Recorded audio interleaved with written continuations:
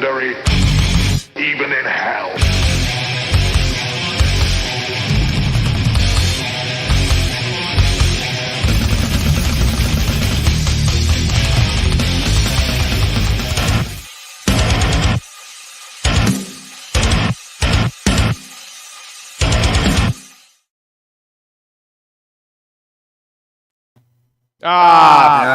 Yep. There it is. Yep. That's how you do it. Ladies and gentlemen, to another tremendously terrific, tangential, and totally professional TOPicLESS. It's Tuesday, 9-something-ish, and yeah, here we are, Tuesday. With me, as always, my homie and co-host, Mr. Jason Bascom. What's going on, brother? How are you? I'm all right. How's it going? It's going okay. It's going okay. Getting back to work on Mercenary Guild, and just about done with another page, as I'll be moving on to the next one. And yeah, man. Nice. Getting a few things ready for the auction coming up, and also there's a one-day show up in Jacksonville that I will be doing this Saturday. What about you, man? You got any plans for the 4th of July?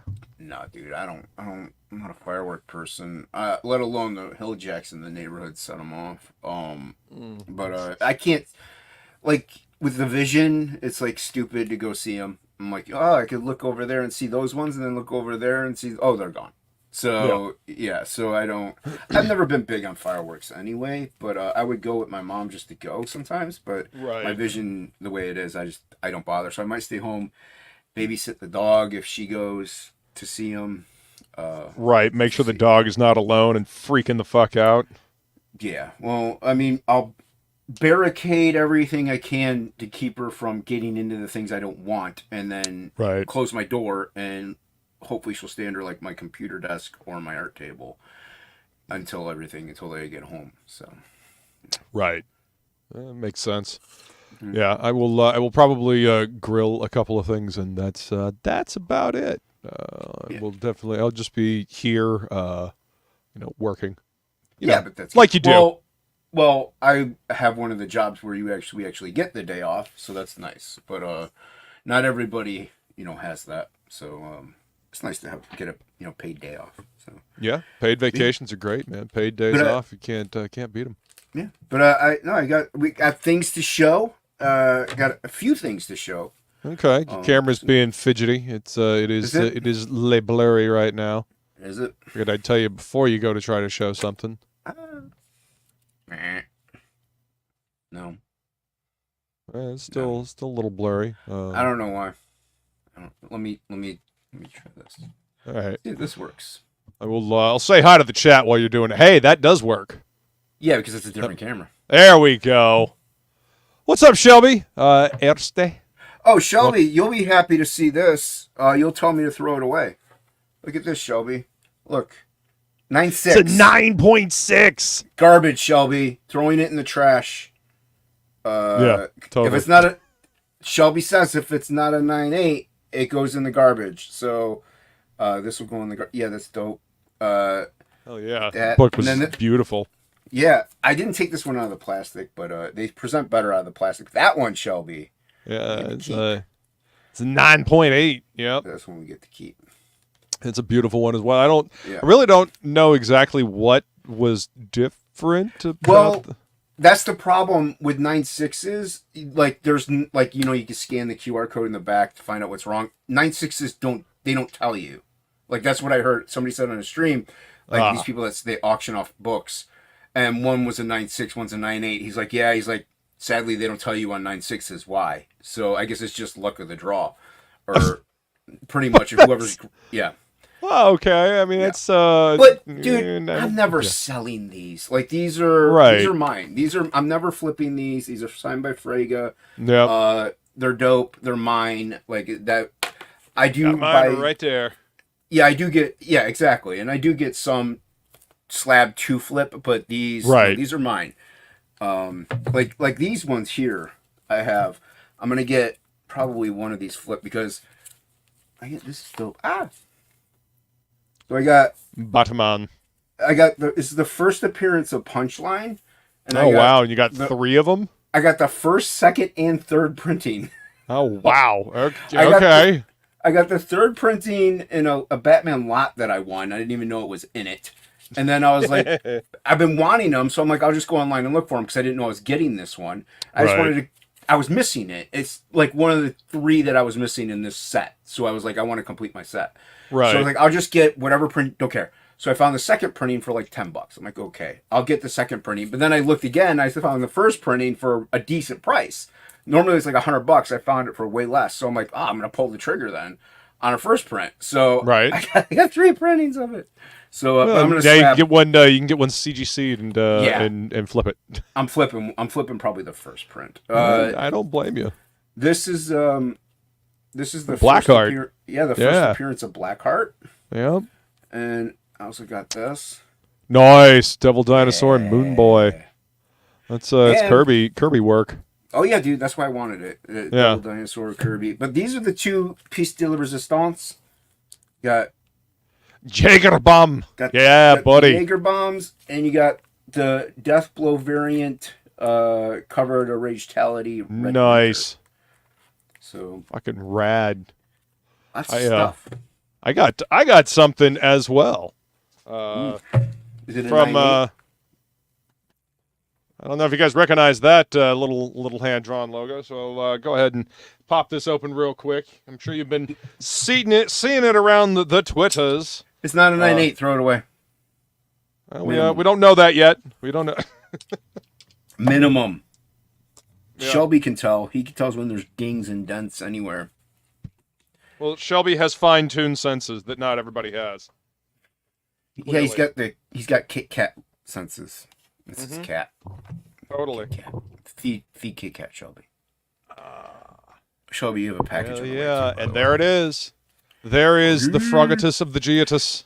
Yeah, you won the art contest, I so did. that's why you got that. I forgot to send you your card comps, so I'll send that with your backing. But yeah, so Hot damn, here it is, y'all. there it is. Froggy. Just wanted to show that before we get started, and just in case you were thinking about backing the book, which you still can. The link is in the description of this video. Yep. Ooh, damn, that feel good. And look at the spot gloss on that. Douglas. Yeah, that came out nice. shit. Yeah, it's a nice little addition, a little apology to the backers for taking so long. If you back without the supplemental, you'll get it as soon as I can possibly ship them out. This looks fucking great, man. Thanks, man. Ink killed it. So yeah, Yeah. you did a great job. The colors are dope. Yeah, it came out wonderful. Lettering looks good too. Yeah, ink lettered it. Mm-hmm. Ha! That's awesome. Mhm. Hell yeah. I'm not going to show you any of this, guys. Sorry, not sorry. But yeah, you'll you want to get this. Hit that link in the description. Get your copy now. You will right. be sad if you don't. The supplemental, I finished page 19, so we only have 5 more pages to go on the supplemental, and then that's finished. And then that goes Finito. off to the printer. So that should be done this month. Now, whether or not Ink falls and breaks his neck again and dies, I don't know. We'll see. But, How many times has Inkspot's died now? well, he's been dead for a while, but he's broken his neck one time. So, Okay. no. Just dead inside, and the outside is still flailing around, huh? It's still plumbing away at toilets and snake draining things. And, slowly and Well, surely. hopefully, getting the books in and having them look so damn good, we'll put a little life back in. No, back into and the little well, I didn't want and I get it. Like the people who back the supplemental, they may feel a little like, well, what about me? That's not fair. But it's also not fair for the people who didn't get it to just wait. Like whenever I'm sitting on them. So and No. also, unless you've done a campaign and have fulfilled books, you don't know the pain, like the tediousness it is of fulfillment. Right. Which is to me literally the worst part, and I hate lettering. But fulfillment is the best part. Is seeing the books in hands. I love that, but like the fulfillment part, typing everything in, it's a headache. It's just tedious and time consuming, and so it kills a little bit of that. Like I shipped out 100 and some odd packages, so It's like it's almost half the campaign that I shipped out, so that's good. So when it comes to time to fulfill, it'd be Yeah, it won't take nearly as long to get the rest of them out. right. Yeah, I totally get that. So yeah, but like I said, the supplemental we're talking about whether or not we're gonna even do one in the next campaign because of the way things have been going with this one. So right. yeah. Well, I'm looking forward to it. I'm looking forward to all the stuff, the cards and all that stuff as well. It's gonna be fun. Yeah. What's up, Paul dear? Good to see you. What's up, man? Thank you for being here. We got an Angela Curry as well. Angela. What's up, Angela? Thank you for coming. Mr. Edwin Acevedo, what's up, dude? Hail, brother. Good to see you. Skull, beautiful. Good to see you as well. Hope you're doing well today. Skulls and cilantro. Yes, indeed. Yes, and aspartame. She says cilantro, Jason. No. Just eat cilantro. It'll get rid of the aspartame. Sponsored by aspartame. Your Alzheimer's is sponsored by aspartame. Sponsored by aspartame and high fructose corn syrup. That's a killer combo you got there, quite literally. Yeah. Puts hair in the chest. What's up, Henry? What's up, Henry? Welcome, sir. What's up, Henry? Like Blackroot. Mike. What's up, Mike McMahon? Welcome, sir. He's Good to probably see you, going brother. to bed. Let's see. Scrolling. And this is Feline laughing at me forgetting to pull the meme or the GIF down. Oh yeah, it'll be Floop's first 4th of July. Jason can't see the sperm works. There's sperm? Apparently the fireworks. Mm-hmm. I say, I have little floaties that float around in my eyeball that sometimes look like sperm. They twist and spin and yeah, those are fireworks enough. The floaters. Yeah. What's up, K-pop? Welcome. K-pop got her frog G as well. She thoroughly enjoyed it, and she had a hot dog. Feline says she wants hers. Did you back the Feline back without the supplemental? I'll ship it right up. I have to check what you backed. Okay, I can't. Like, if I ship out the books without the supplemental, I'll have to remember which ones I shipped out without the supplemental because I can't fill it. And then I got to go in, and and then it's double shipping costs on top of that. Indeed. Which, if anyone here has what's up, good stuff? A pirate ship account or what's up, good stuff? Shipping is going up $2 or $3. Oh yeah. So it like this month. So I did not know that unfortunately last week. So I already shipped out some of the books, which is good. But the next set that I'm going to ship out will probably be factored in with the extra. So everybody's getting charged another. No, I'm just kidding. But yeah. So the shipping costs are regrettably going up still. So yeah, by a lot. Yeah. They don't want us shipping things to anybody. It allows far too many people to make money if the shipping is too low. So what's up, Broken Compass? Welcome, sir. Appreciate you being here. Let's see. Shelby says no use crying over spilled ink. Sure. Yes, indeed. Yep. Ink spots dead. Spilled Angela's ink. good with waiting. Let's see. Am I catching up with the chat? Holy shit. Let's see. That's a first. I know, right? What's up, Hockey? I see everyone getting their copy of Frog G with their order of aspartame. Yeah, no, I didn't order any aspartame, and I avoid that shit like the plague. Oh, no, it's like laced on there, so when you touch it, it absorbs into your flesh. Yeah. Which witch? That witch? Who witch? You witch. She says she thinks she did that. You'd have to log into your Indiegogo account and see. Chances are, if you haven't gotten it, then you probably backed the featured tier, which was the featured tier has all 3 and the supplemental, so I wasn't able to ship out any of the featured tiers. Yeah. Spot gloss aspartame logo, rad. See, Shelby knows. He's fully aware. He's privy. He's privy to the frog. I think Shelby's went out too. Yeah, Shelby should have his actually probably by now. Because he didn't back the supplemental. Yeah. James says, be jealous. I got tickets to the advanced fan screening of Long Legs next week. Only 3 row of seats. I am hyped as fuck. Is that like a spider movie? I don't know what that means. I'm glad that you are hyped as fuck, though. That's good, that's but awesome. is that like a movie about daddy long-leggeds? right? Like spiders, giant daddy long legs. 8-legged freaks. 8-legged freaks, yeah. Yep. Fucking Speaking of which, arachnophobia. Shelby bravely and courageously confronted a ginormous arachnid Oh my. recently. And he stood his ground like the man that he is, sword in hand. No, I'm just kidding. He freaked out like a little bitch. Damn. Yeah. I'm not a big fan of spiders in my space. He squealed like a little girl. I mean, you know, how big was the spider? I mean, unfortunately, the smaller the spider, generally the more dangerous they are. Same with scorpions. Well, Like, yeah, the tiny especially- scorpions are their venom or their poison is dangerous. Well, especially But, since the little ones, they crawl into Shelby's leg holes where it's bleeding from, and they lay eggs. That is a horrifying mental image, and I did not need that. Thank you. You're welcome. Yeah, it's no, thank you. Mhm. No. Shelby says it was giant. Of course it was. Mm. What's up, Hen? That's what I tell the ladies. Welcome. What's up, Hen? Okay, Long Legs is a horror movie event of the year. Go watch trailer now. How do you not know? I don't know. I keep my head down working on stuff. I haven't been paying attention to the internet much. I also, dude, I didn't even know there's going to be a new Hellboy movie until I was watching Dean's Comics Mate, and they were talking about there's a new Hellboy. There's even a trailer. I didn't even know about it. Yeah, I didn't even know. I don't mind. It looks good. Another David Harbour Hellboy? No, it's movie? a different actor. Oh, for fuck's sake! Seriously? It's the guy that played Black Tom in Deadpool 2.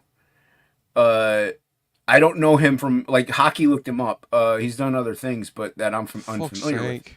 But it doesn't, like, the only gripe I might have about is his nose. His nose is a little off. But aside from that, I'm not mad about it. I think I want to see it. It looks like a good movie. It looks like it'll be entertaining.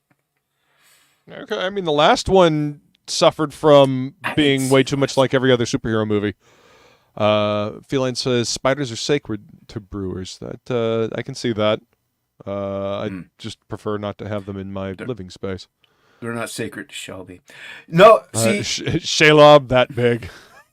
see, spiders, like, if I don't see them and they're out of my zone, they're fine. The second I see you, you're in my zone, you're dead. Now, that zone applies to outside as well. Don't come near me, you're fine. You're outside. But if you're in my house, like if you're in the corner over there, okay, you're chilling, whatever. But the second you're in on the floor, you're dead. I'm sorry, you're gone. You're donezo. Can't. Oh. Hockey says check out the bird eating. No, I'm familiar with the banana colossal spiders. Bird eating tarantulas. Those banana spiders are ridiculous. You mean the golden orb weavers that we call banana spiders down here?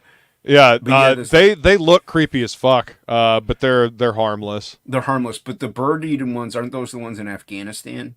No, those are fucking camel spiders. Those things are fucking horrific.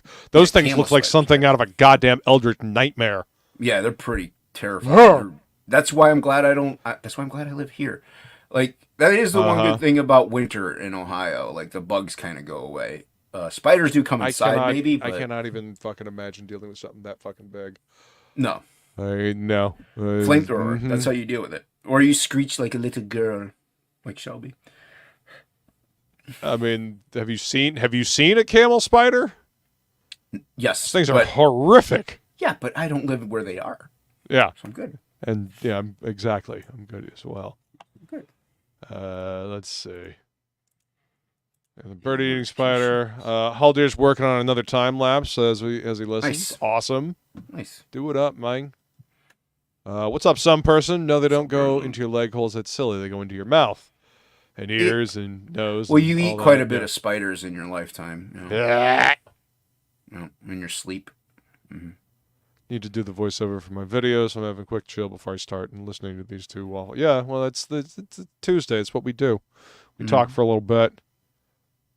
But so much deep thoughts. Cup plus paper equals everybody happy and spiders outside. Shoe plus pavement equals person happy. Yeah, the huntsman spiders are pretty fucking terrifying as well. I don't know that I wouldn't smash one of those against the wall with a broom, just because suddenly this giant fucking thing on the wall. Yeah, no. What are the hockey? What are the ones in Australia that people kind of almost keep as pets, but they're like the size of your face? Like they're not real pets. Huntsman. Is it the huntsman one where like they don't really hurt humans, but they keep like a lot of the other poisonous and whatever insects and bugs out. So that's cool. Owners don't do anything like about them, but they'll be like chilling on the ceiling like a giant face hugger. You know, just yeah. Yeah, they're yeah. I think that might be. Yeah. We don't have Aussie spiders yet. Don't say yet. You can leave the yet off of there. We don't have Aussie spiders. And that's it. Well, that's the end of that statement. I mean, there are what crocodiles? What are the big crocodiles? Saltwater crocodiles? Yeah, they're in Florida. There's a couple. There's been sightings of some in Florida. So I mean, if that can be there, you can possibly get. No. I'm just saying. I mean, listen, there's enough shit that wants to. Not, there's enough shit in this state that wants to eat me. I don't need more. Like Thank you very Ohio, much. Where it's getting, like negative degrees during several times of the year. So I don't think. Wolf spiders are wolf spiders. Yeah, those are not good either. Full-grown one about 2 to 3 inches. I suspect it's the same spider I've been capturing and putting outside since it's been slowly getting bigger. I saw. I mean, it wasn't a spider, but there's a TikTok thing of a guy holding like a black hornet. I don't know. The thing was like solid black, but it looked like it was like this big. It was pretty big, and he's just like holding it, and then all of a sudden he like drops it and it flies at him. Yeah, I'm like, that's what you get. That's what you get for messing with that. Okay, no, leave it alone. You just leave it alone.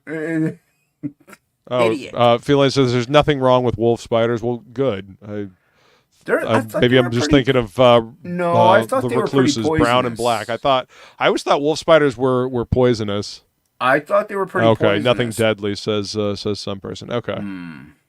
I don't know. I don't know if these are arachnid experts. We might have to do some research on this. Inkspot says, did someone say something about holes? Yeah, I guess about like 5-10 minutes ago. Took a little bit of time for it to travel at Inkspots. What's up, Ink? Good to see you, man. Huntsmen are usually around the palm of your hand with the legs. So yeah, they're bleh. Nope. It's pretty big. I mean, that's roughly the size. Well, your face is the size of your palm to your tip. That's generally the size of your face, hockey. So let's see. Nothing bee sting. Let's see. Shelby says Jason found a camel spider in his bee hole. Ink spots. Ink says that's where he likes his spiders. That's what I shipped to Shelby.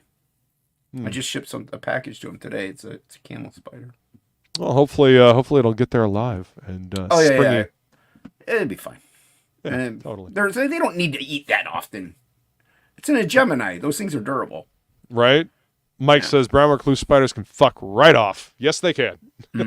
Yes, they can. Let's see. What are you trying to measure? I don't know that we're trying to measure deadliness of a spider. I'm not quite sure. I don't quite follow the question. It's K-pop. What's up, Fanta? She's asking what's up, Fanta? Good to see you. And she's at K-pop, who's asking, what are we trying to measure? This is a woman who loves hot dogs. Now you put all of that together, and what do you think she's thinking about when she's asking about what are we? What's up, Fanta? There you go. Hope you're doing okay, Fanta. Yeah. There you go. Let's go subscribe to K-pop. Henry and Fanta. Henry says any spider bigger than a quarter gets squished. No, any spider gets squished. Yeah. I will breed that spider with the cicadas. I don't think you can do that unless you're on top of everything else you do. You're Dr. Frankenstein as well. I should have sent him like a rubber spider inside it, like a little one. So he opened it. Scare him. That would have been funny. No, you do have a package though coming to your site from Frog G, Shelby. He asked me for a backing board and a piece of tape. I see. Some person says, I'm starting to think the spider finds me to let it out like a cat. That's funny. That's why it's good to have cats. They kill spiders. Ink Spots measures things with a metric ruler so the number looks bigger. Mm-hmm. Centimeters. They breed everything in Arizona, apparently.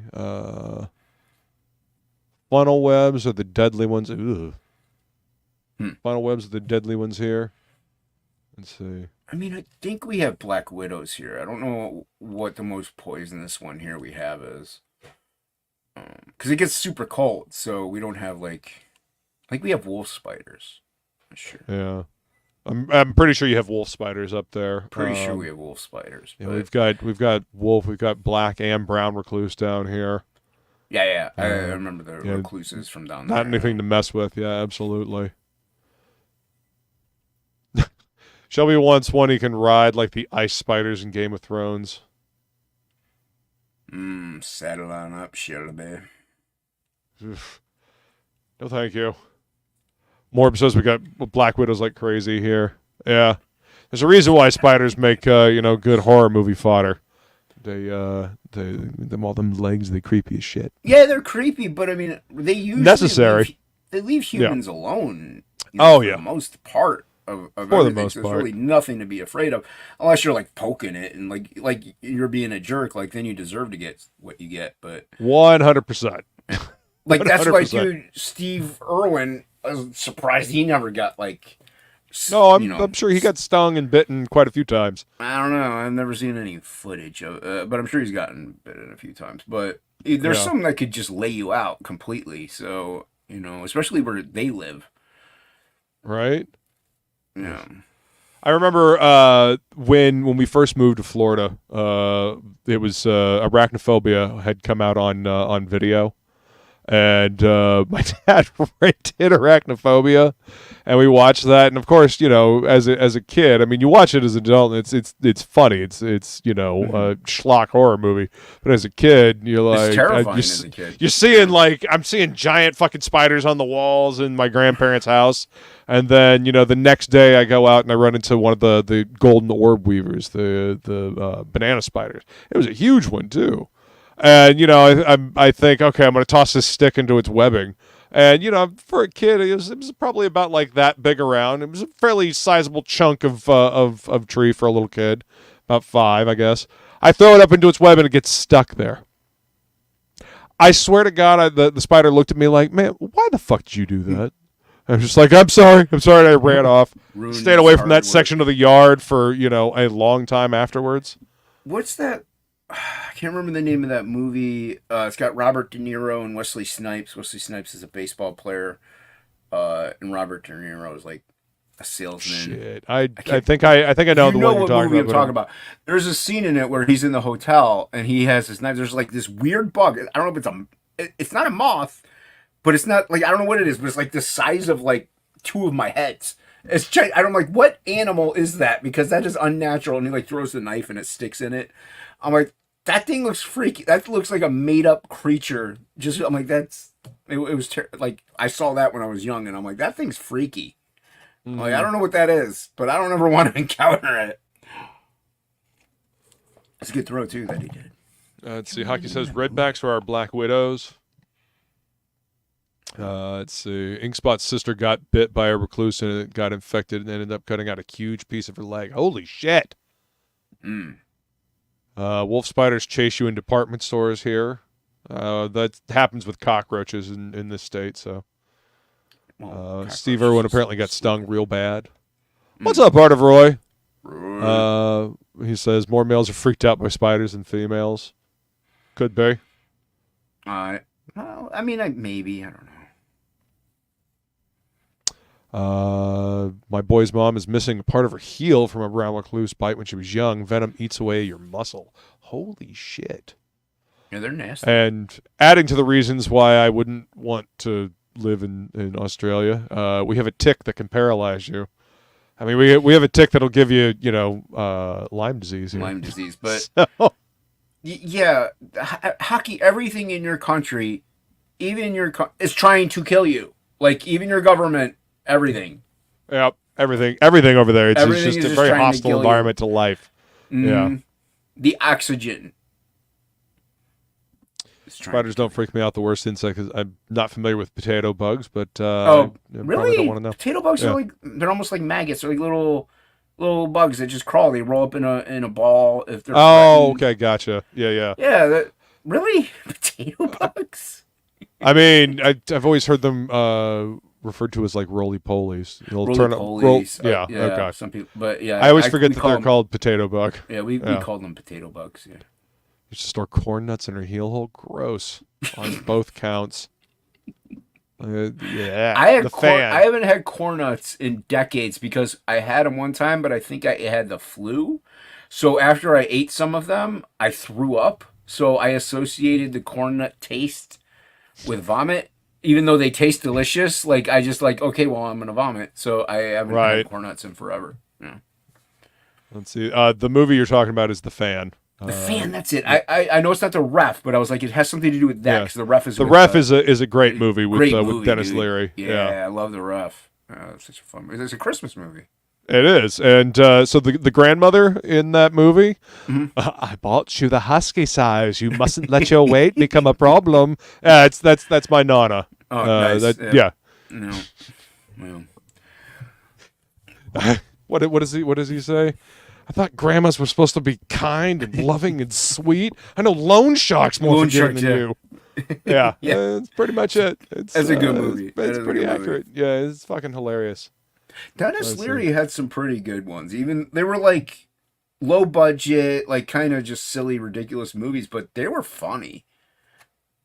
You had the one where he's an art thief with Sandra Bullock's. Of course, Sandra Bullock's in it, so it's good there. I don't know if I ever saw that one. That one's good. He usually plays some kind of thief or like blue collar dude. Yeah, blue collar. Yeah. Well, he had that fire department show for a long time. Oh yeah, Rescue Me was great. Rescue Me for like the first few seasons, it was really good, and then as shows have a tendency to do as it gets towards the end, it kind of loses a little bit of its steam. I stopped watching after a while, but yeah, it was a great show. I mean, hell, FX was going strong back then. Yeah, it used to be a cool channel, and I don't even know if it exists anymore. I don't know. We don't have. We just pay for the streaming services. So James says, "I like spiders. These stories might change my mind. They're good. They're good creatures to have around. They have a purpose. They're creepy. They kill bugs and insects and everything. Like they're actually really good to have around the house. But once they start crawling near me, you're dead. Whoa. Yeah. Art of Roy says, I went to go pick up a chair outside in Alabama. Something told me to stop and look. Right where my hand would have gone, a nest of black widows. Whoo, dude, damn. One of my exes, spiders. She brought in. They had a washer dryer. They had a washing machine outside, and she was sick of doing the dishes, so she had brought it inside because she was sick of waiting for somebody else to do it. She brings it inside, plugs it in, or do whatever. She starts moving. All of a sudden, swarm of baby spiders just engulfs the wall. It's everywhere. She was screaming like crazy. I mean, she's in Florida. Yeah. I live in Ohio, so I wasn't there for it, but I think she recorded some of it at the aftermath. I was laughing. That was funny because I wasn't there. Now, if I was there, I wouldn't think it was as funny, but I'd be terrified too. But I wasn't there, so I could laugh. Yeah. Yeah. Well, I mean, it's good to be able to laugh later. Yeah. And Henry Bemis says we also have these wood-boring beetles here that are the size of your thumb. They scream when you touch them. That's fucking horrifying. Pillbug's right outside, I guess. Bilbo's outside? Show me cat. Look up a potato bug. You're thinking of a pill bug. Look up a potato bug. We call them potato bugs, though. Like they roll. Like you're calling them a roly-poly. We call that a potato bug. Maybe you're thinking of a different potato bug too. So, James says our spiders in Canada have the worst after effects. After you get bitten, you start speaking French. Sacré-bleu. That is pretty horrific. I love France. Look under everything. Found a nest into the garbage can handle. One time I was at elementary school, and you take your shoes off for some reason. I can't remember why. But I went to go put it on, and as you said before, you see the spider, you think it's this big because you're a little kid, and it just comes crawling out of my shoe. Yeah. Terrified me. Yeah. It was pretty horrific. I mean, that might be why I don't like spiders now. So I don't know. Let's see. Shelby says Ohio sounds like a lot like that movie, The Mist. Hey, what's up, Plagle? Good to see you, friend. No, it's not like The Welcome. Mist. What are you talking about? I've never seen The Mist though. The Mist is a good flick. No. Hey, Ohio's what's not. up, Piper? Welcome. Piper! Whoa! Long time it's no see. Piper. Wolf Mama. What up? No, I haven't seen The Mist. No, it's cold like 8 months out of the year, at least where I am. Well, maybe 6 months out of the year, really. Like cold. So I don't think it's like The Mist. It's yeah. The Mist is a fun horror movie. The Mist eats people. And this is not helping, Feline. The average person eats more than 10 spiders in their lifetime. I don't need to know that. I don't want to know that. Well, I am good without that information. Thank you. I don't know. Get a CPAC mask. You won't have to worry about it. Right. No, I like being able to breathe. You can breathe through the CPAC machine. I can breathe without it though. Yeah, I was listening to Rogan.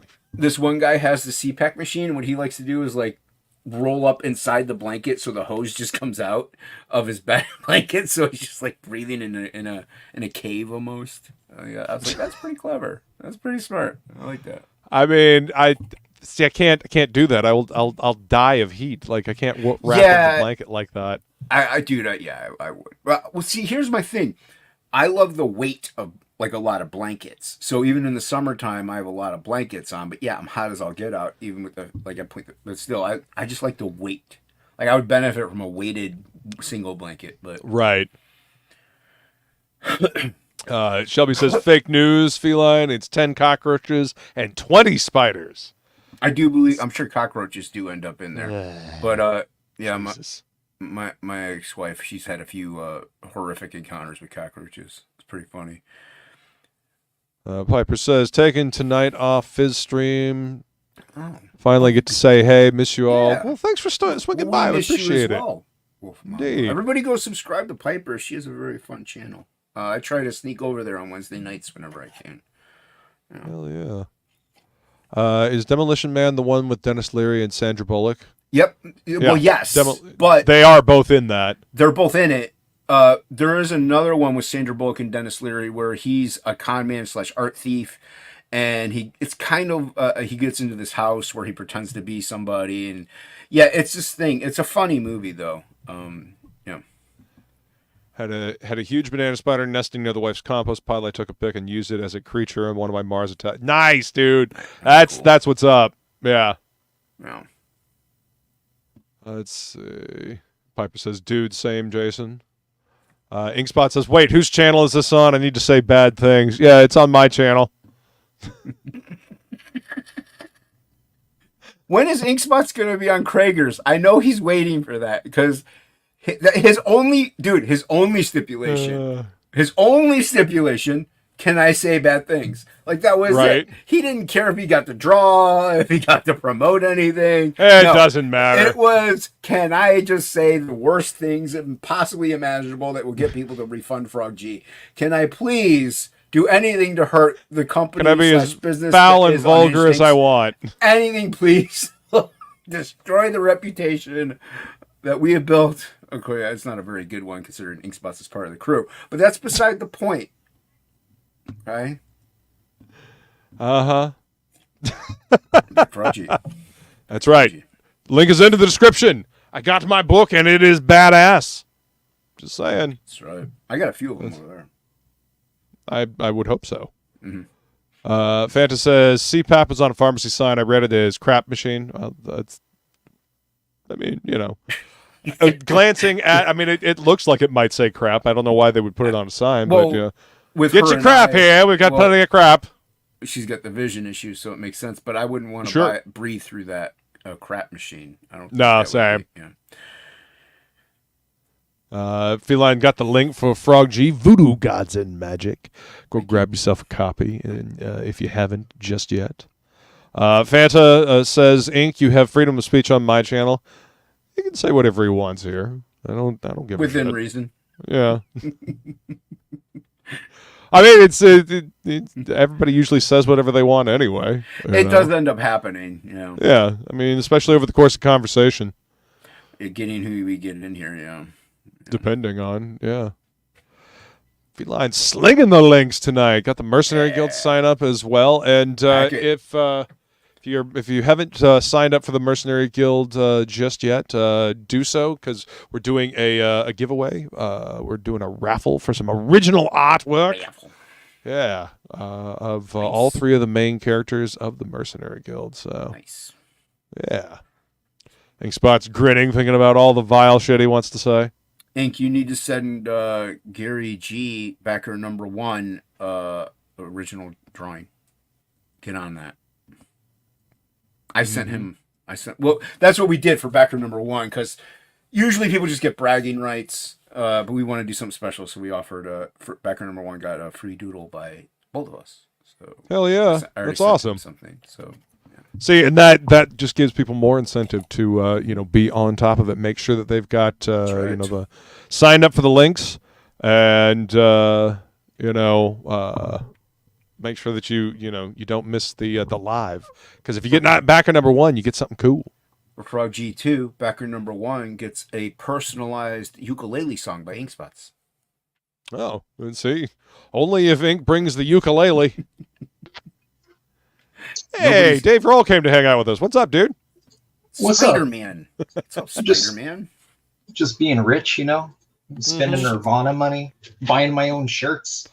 Right? Yeah. Hey, you gotta endorse it. Wait, man, that was for a band and not just a clothing brand? You gotta endorse it.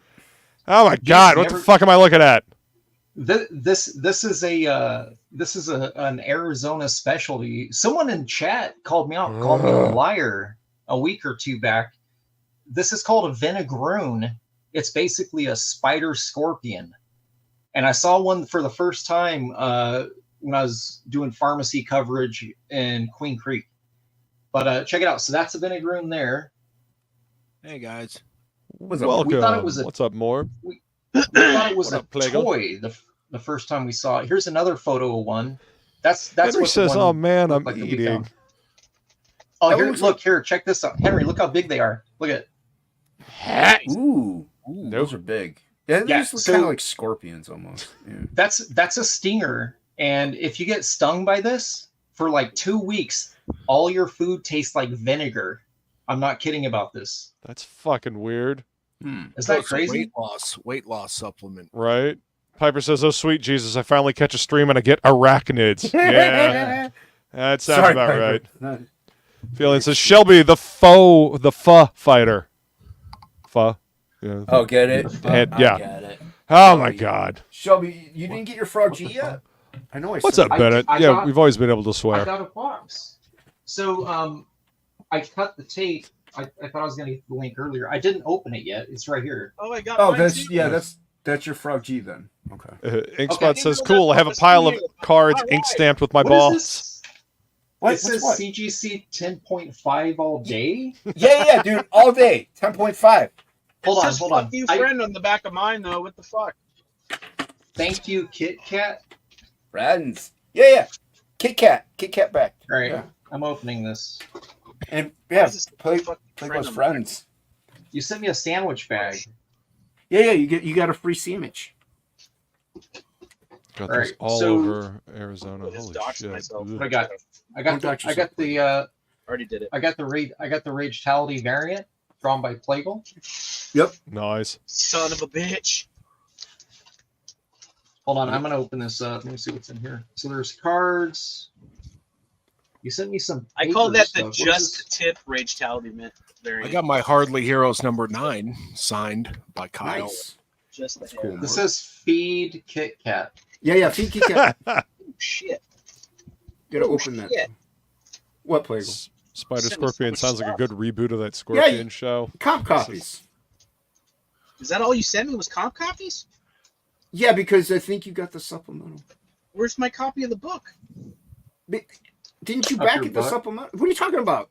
Adam, Did have you you back looked the outside? supplemental? Australia has all kinds of I think deadly all I animals, have not is just different. arachnids. It's all right. Why If you is back- my card not metal? Because you're not metal.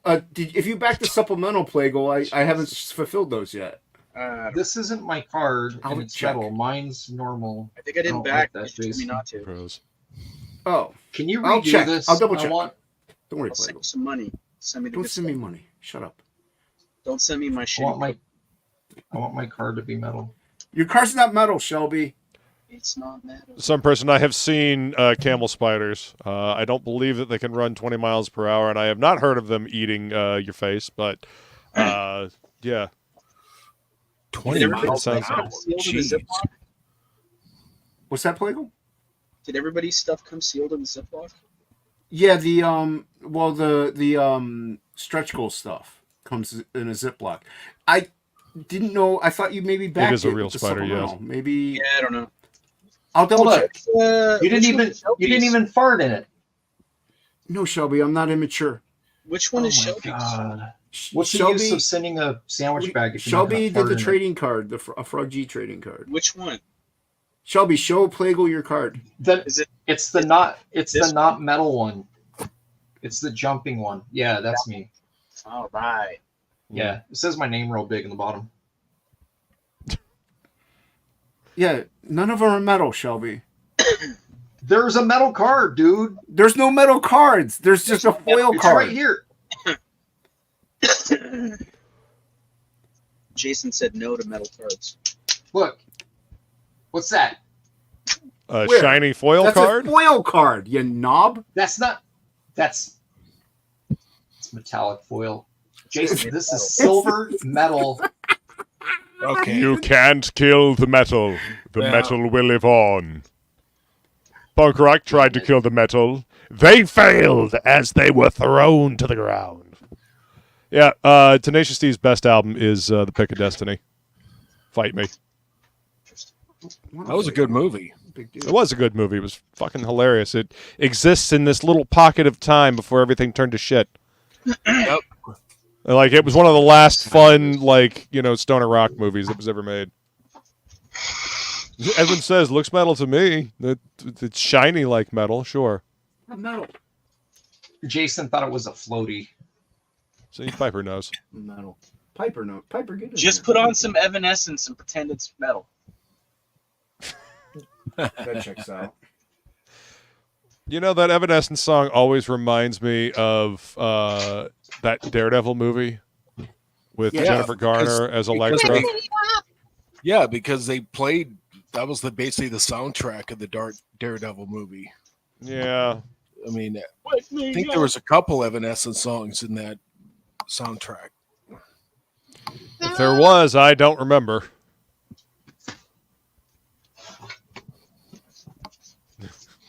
Discipline children with that thing. If you don't behave, I'll feed you to the spider in the basement. That's a good threat.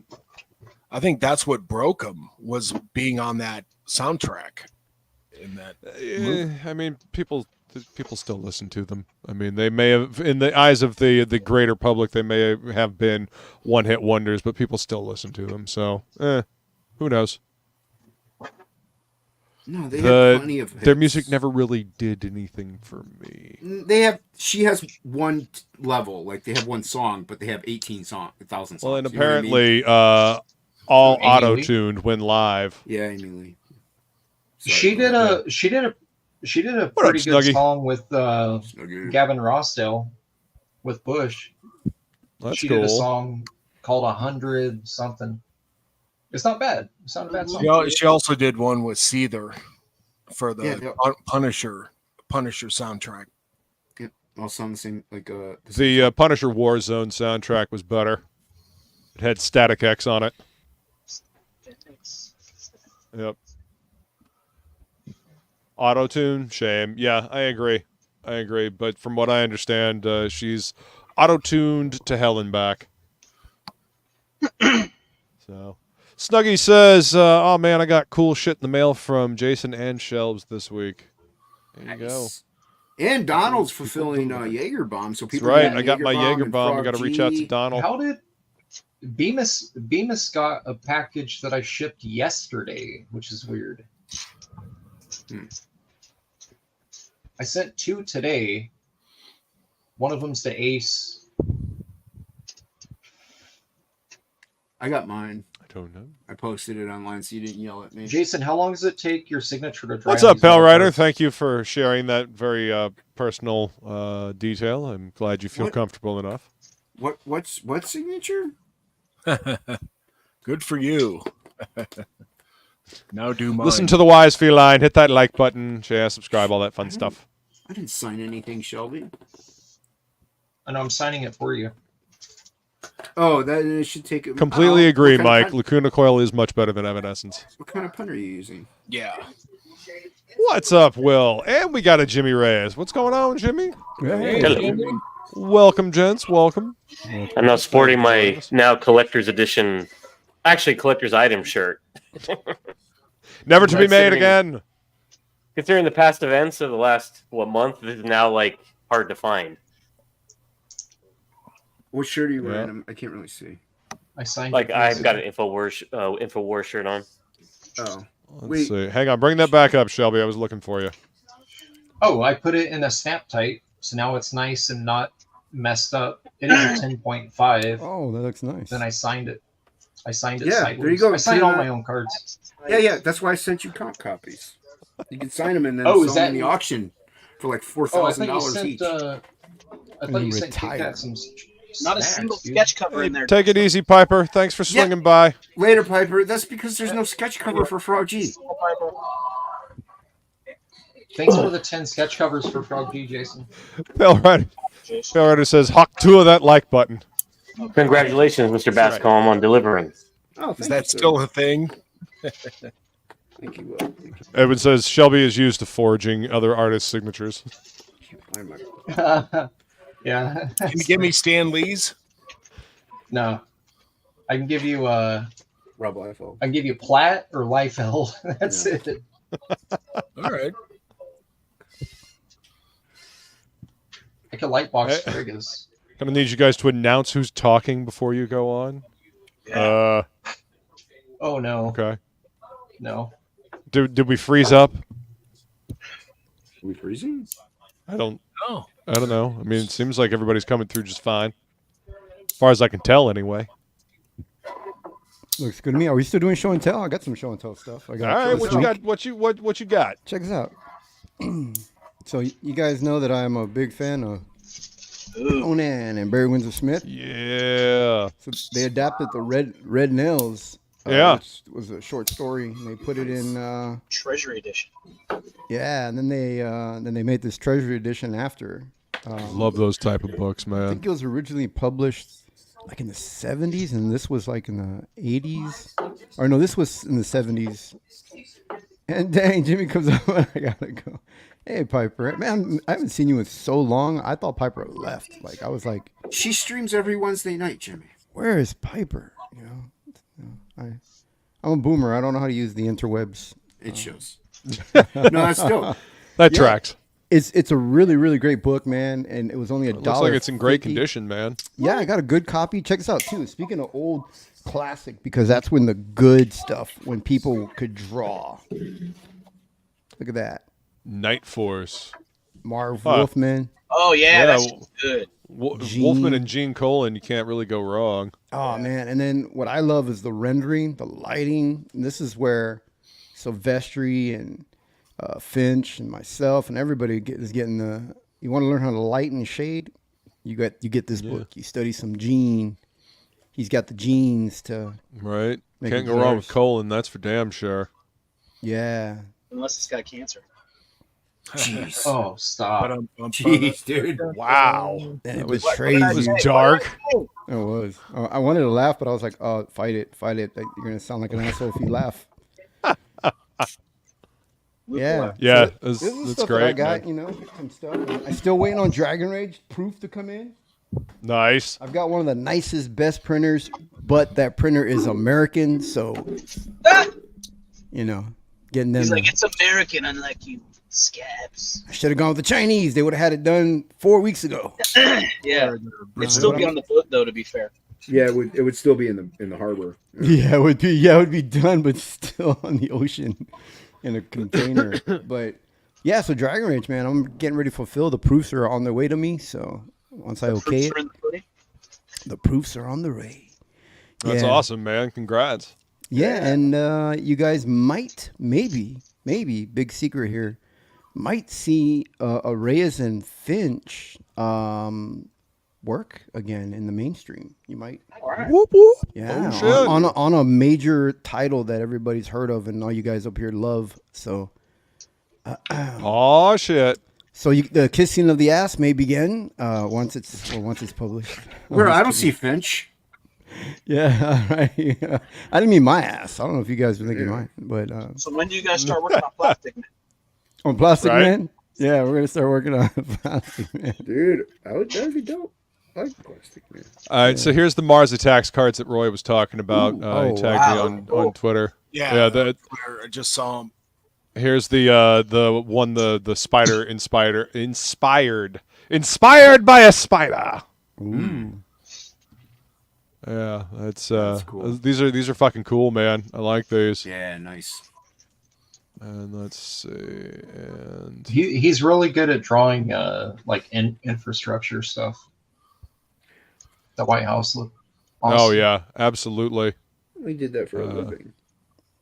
Yeah, he did architectural drawing for a living, I believe. But yeah, banana spiders are freaky as fuck looking, man. They're great reference for critters and creatures. He says, pick of the banana spider. I don't think the pic posted, Roy. Thing was huge, about 5 inches long from tail to fangs. Yeah. I just finished this commission.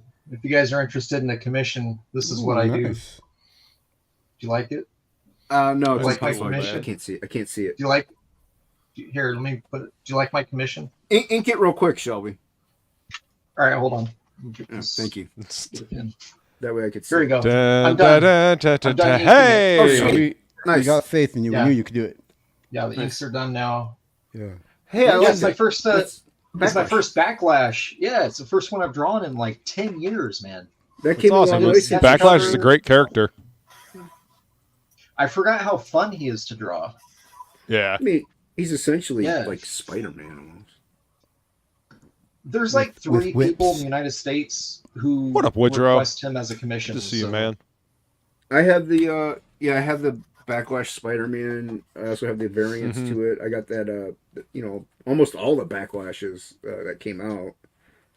Oh, Did you like the Kindred? Did you like the Kindred series back in the day, Jason? Dude, I have them. I have those. That. I actually have the variant cover to it. The version variant that came out. I have that one. since we're doing traditional One of Art of- show Art of off, Roy says he's still lobbying to get Shelby on Graybeards. check it out. Practicing some Oh, you don't inks, got to do man. that. Just keeping my my quill fresh. Oh, not losing touch with the traditional inking, huh? Good. Yeah, look at that. Just Nice. Look at that. whipping out some nibs and some brush and just Hell yeah, dude. staying in shape. Keeping the Yeah. wrist in shape. Hey man, you gotta do that traditional inking along with the digital to keep the the axe sharp. Yeah. Yeah. But That's my awesome, inking dude. I'll be doing on Dave will be traditional Yeah. stuff, Hell yeah, this dude. one was, this was just for fun, just to break out the Right. little tools, and make sure they work. Well, good. I'm glad you're still doing that, man. It looks good. That was for the I like last indie book you did with Finch, right? The superhero one that kind of started the new series. I think it was Image. It literally came out like right as I was just about done with the comic shop. I'll be right back. Hang on. All I'm right. sorry. Gotta go Guess he check doesn't on wanna something. answer your question. And Inkspot says that sucks, Shelby. Too much white. Thanks, Ink. By the He way, was I just- haven't shipped your package yet. He was. I saw his. By the way, I ain't shipped you shit yet. Yeah, I got it sitting right here. That's Like I said, hilarious. it's with the supplemental. Mm-hmm.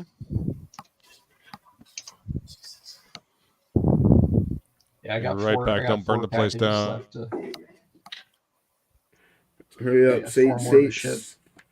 say bad words, Shelby. That'll get Luke's channel struck. He left. Say it, Shelby. COVID. Oh, he's going down. gay is retarded. Oh, no more Luke streams. I pooped in the sock and ate it. You pooped in a sock and ate it. Yeah. What? What? How is that? That's not going to get his channel struck.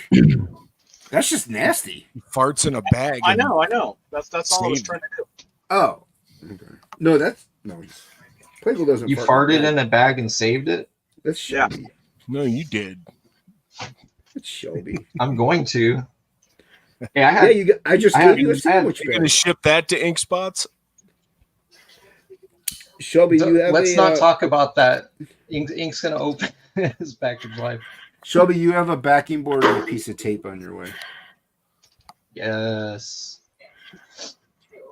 So expect it in the next few And days. my last 2 days, these last 2 days have been insane. You know what's funny? Shelby, you were begging for a backing board, and yet when I opened my Ragetality Red Winter, I had 2 backing boards that were sandwiching that trading card.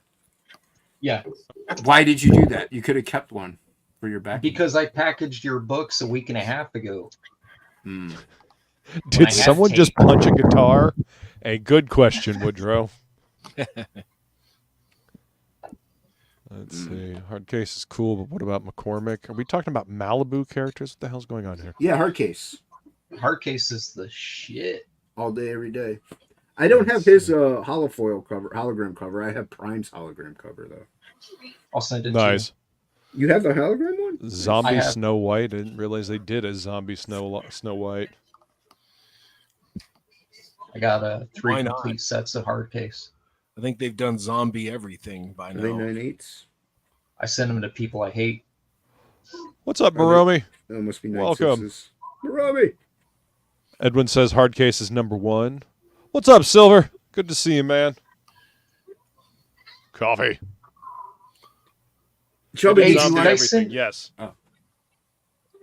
Did I send you a hard case, the preview edition book, or just #1? So, There was Plagle, remember you guys remember do you that have any hard magazine called cases? Malibu keep drawing. Sun? Ben, Yeah. keep You guys drawing. remember that? Yeah, I have a few. They of had- them. They have one that had a first appearance of hard case, and I sent that to somebody. I don't know if it was Ace. Oh, maybe I sent it to Bill. Was it? I know I sent it Didn't to somebody. Didn't Malibu Sun have the first appearance of Youngblood? Had the first appearance of Pitt. Yeah. Yeah. Actually, no, it didn't. Second It had the- appearance. First appearance of Pitt was Youngblood #4. Mm-hmm. But his first published piece was Spawn #1. Is that why it's worth It was so a much? pinup. It was a pinup. Is that why it's worth money?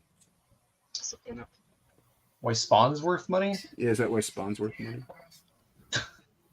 Sure, that's the reason. Mm. Adam Kemper says, you know how you have an itch in your Sending you mind so and you many just want to fires. know? Mike Mignola drawing the Hulk, would it work?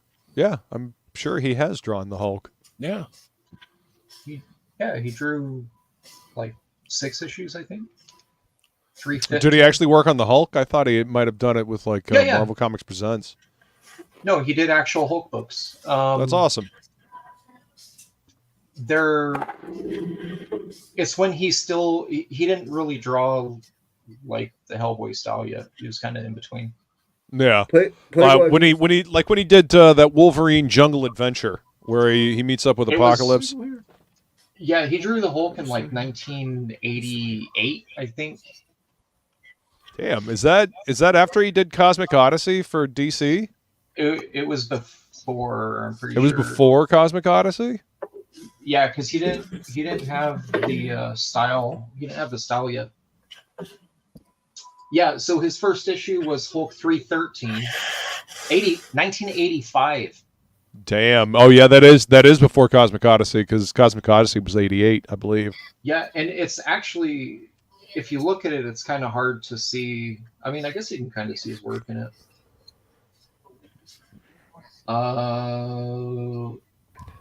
304.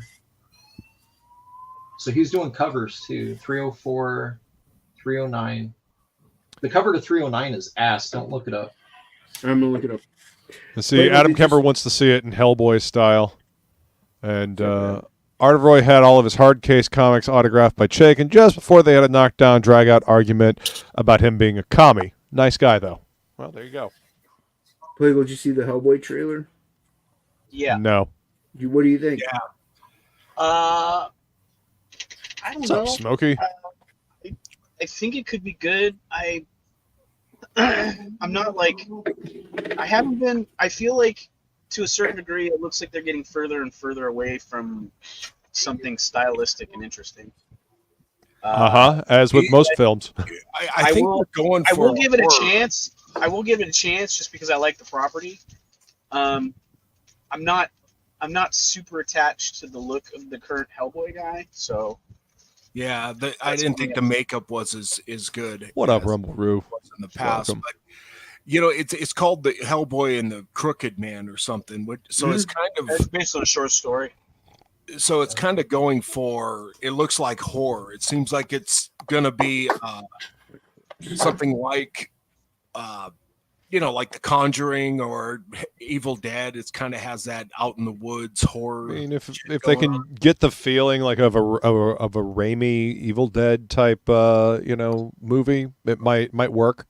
Because it'll have a certain sense of humor as well, Right. but it'll Okay. still be dark and creepy. I think that could You work. guys are much nicer than me. I hated it. Yeah, I haven't seen it, so I have no idea. I have no opinion. The second I saw his makeup, I checked out. The makeup Yeah. was. I mean, David Harbour didn't look bad as Hellboy. It's. I'm just gonna say it's the worst. It's the worst so far. it's an interesting. To me, it's an interesting. What up, Stippling? thing. I'm gonna see what it's like, and I may not like it, but you never know. Right. The Harbor one felt really, really flat to me. I didn't. There was lots of stuff in it that should have been really cool, and it was just kind of real bland. It should have been cool. It did have stuff that, it should have been cool, and it just, I don't know, it didn't pull it off. Are we talking about the I made new it Hellboy? like Mm-hmm. 30 minutes into Crooked the Man? Harbor one. I went and saw it in the theaters. It was okay. Nothing's going to compare to the two Del Toro Hellboy movies. Well, this one looks like it's just going for straight horror, and I don't think it's going to have really any humor in it. There was nothing. But that's not Hellboy. There's a certain air and qualities to the Hellboy comics. I think that's the problem with some of these adaptations. They don't consider the tone that the book is going for, and they just we know what's up. Yeah. Edwin says you should watch the last Hellboy before the new one. It might suck less. Maybe. I just wonder if the story is taken from the comics. I'm not as familiar. It is taken from comics. Yeah. The Crooked Man? It's with Corbin. Yeah. It's one of the shorts. Oh, nice. Rebel Roo says the new Hellboy is like a student film with a genius visual effects artist that doesn't know what they are worth. Oh God, that does not. Does anybody know who's doing the practical makeup on it at all, or no? I don't know. Nope, I didn't even realize they were making a new Hellboy movie. To be honest with you, Me neither. That's the funny thing is this one and the Harbor one came out of nowhere for me. I was like, "What? There's a new Hellboy movie?" I mean, I heard about the David Harbour one, before it came out and before we saw anything. But yeah, I didn't even realize that they were making a new one until somebody said, "Yeah, there's a trailer." What? Actually, my favorite Hellboy movies are the animated ones, Sword of Storms and the Blood and Iron. Yep. And those are fantastic. This new Hellboy. I think Huh? Dead Snow looked like a cool flick. Hellboy's going in the way of The Crow, where The Crow had one good film, and then it had another big budget film that just bombed, and then after that, they just became low budget, independent. Well, I mean, the second Hellboy movie was good. I thought the first two Hellboy movies that Del Toro did were great. Yeah, but I mean the movies since then. There was the one with the guy from Stranger Things. That was still a bigger budget, but it bombed, and now it seems like this new one's independent. Going under. Kind of what I've heard happened. nothing but bad things about the new Crow. Nothing but bad things from the former the director of the first one. He talked a lot of trash about it. So, Well, I that you poor know Eric guy, has got a bunch of bombs. I mean, like that movie about the boy not eats world, boy fights world, boy kills world. or boy kills world. It just bombed. Yeah. It went straight to video on demand. You know.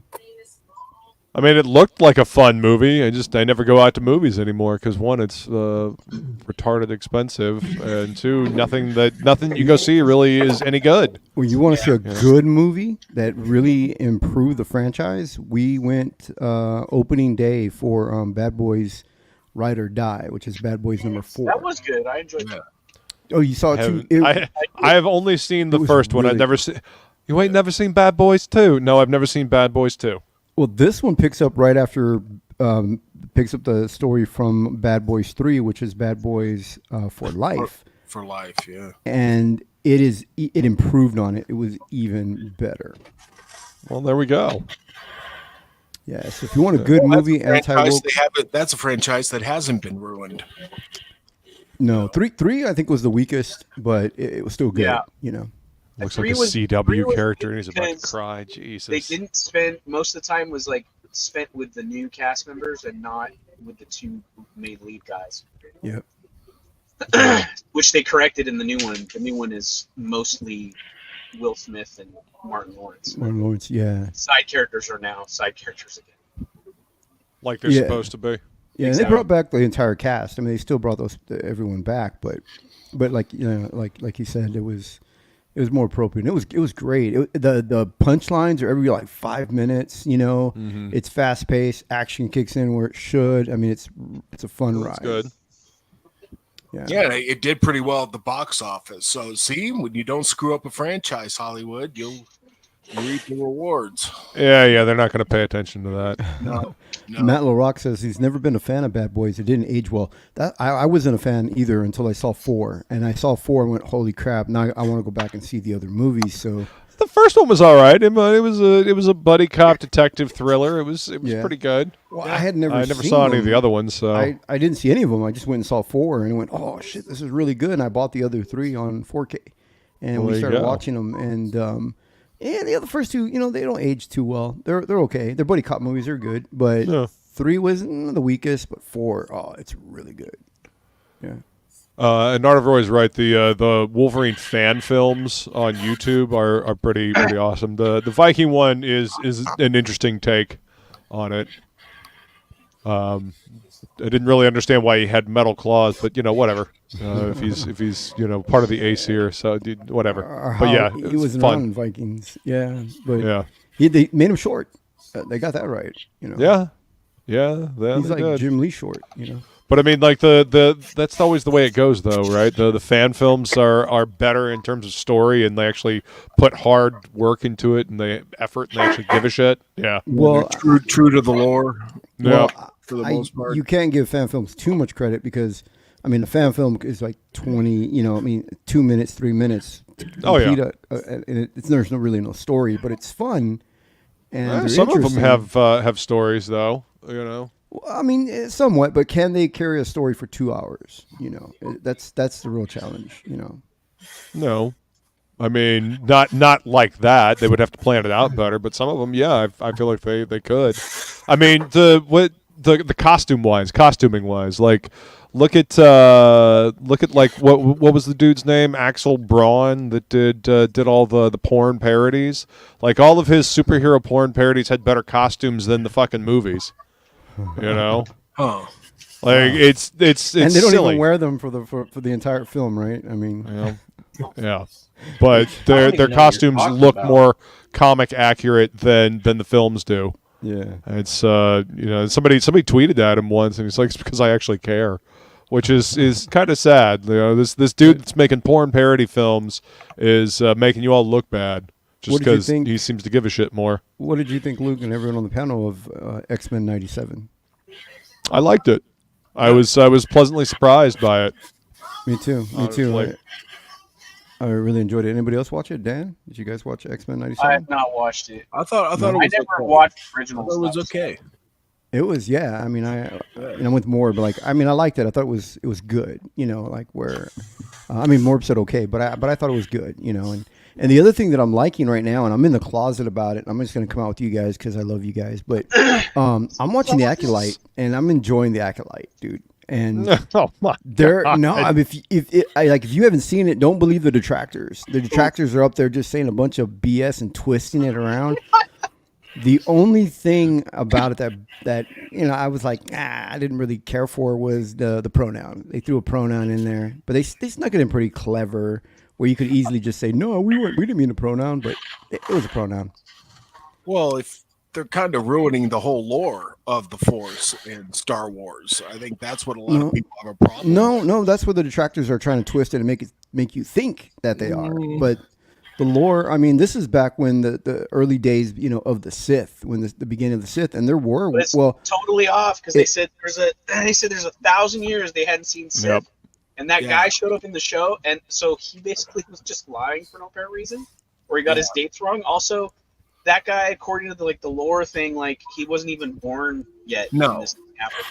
No. So, but the thing I will say that I'm going to have to give, like you said, sort of, we got to be in that situation, is that a lot of people that are holding this to the fire right now, yes, there's a lot of stuff that even within the film franchise that doesn't line up.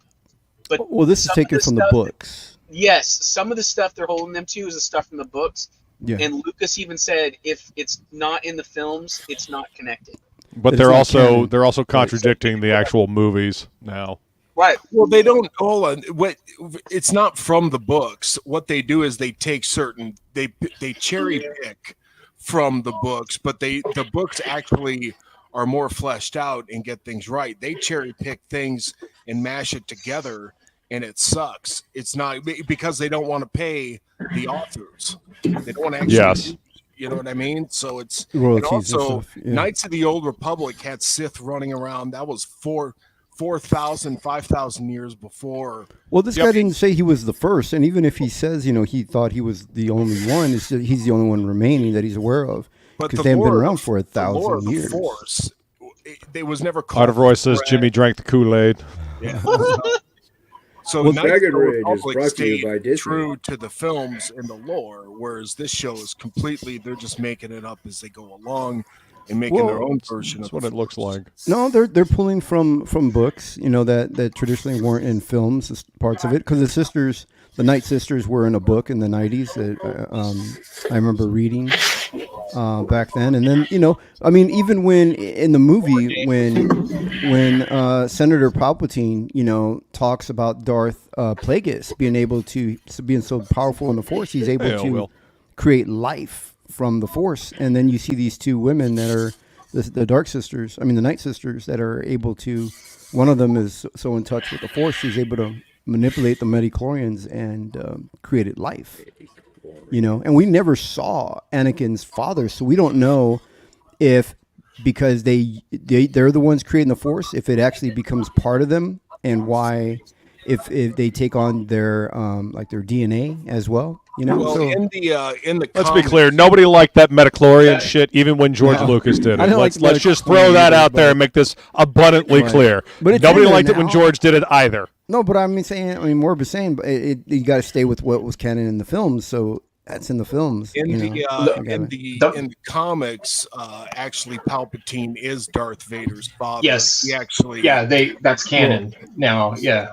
Oh, they made that canon. That is the canon Marvel now, comic book. I remember that. I remember that when that came out. I didn't think that was. I thought they were going to go with the route of the books. You know. But still, then that means then Darth Sidious was powerful enough in the Force to in the book for to be able to. Where the Palpatine thing was laid in is the book for what's the episode 1? New Hope. Episode 1. Phantom Menace. Phantom Menace, yeah. Phantom Menace grabbed in the novelization book. Yeah. There's a whole sequence in there where what's his name? Who's the Liam Neeson Jedi? Qui-Gon Jinn. Qui-Gon Jinn is talking to the mom of Anakin, and she's telling him, because he's grilling her about like his father or whatever. Yeah, she says there was no There's a father. thing in the book where he says that he knows that she's holding back something and lying. Yeah. And so it's alluded to that there was something more there to him. And I think the setup is that Palpatine got her pregnant with Anakin, but like bumped up the midichlorian count so that he could eventually come get this guy later, and he'd have somebody powerful enough to go up against Yoda. So like he made his own like ultimate weapon basically to go against the Jedi using cloning technology. What's up, Ink? And his own team. Like a creators outlet said, "What a tool! How do you get on this stream? It's a Pandaverse." You sound like you haven't watched it. I would bet you haven't watched it. Sit down and watch the 6 episodes. I think what's been happening to us now is that with all these detractors, like we're just watching YouTube for all the news, and all these detractors. I don't know. I watched. I thought it was. I'm not interested in Star Wars anymore.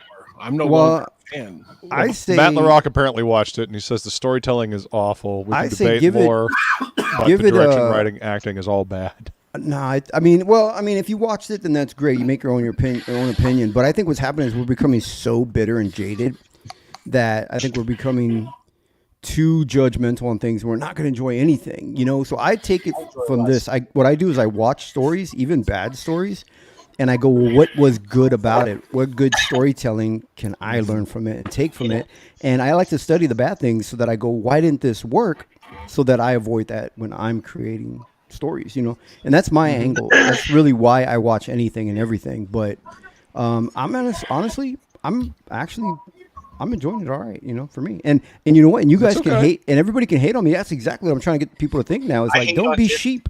Yeah, don't be sheep, man. Just because people are like, oh, it's cool to hate on Disney, and here's a guy who's like going, hey, I don't mind watching The Acolyte.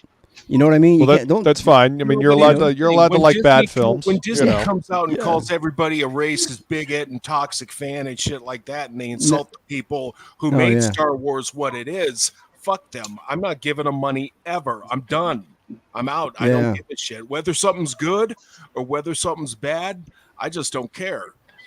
They've gotten to the point where most of the stuff they're making is so bad people don't even want to pirate it. So most of it is bad, but what was good was the one I liked was the one about the Olympians with that kid. They redid it with the Percy Jackson and the Olympians. That's actually pretty decent on Disney right now. Cool. There's a few things. I mean, maybe they're turning ship. I don't know. I love your optimism, buddy. They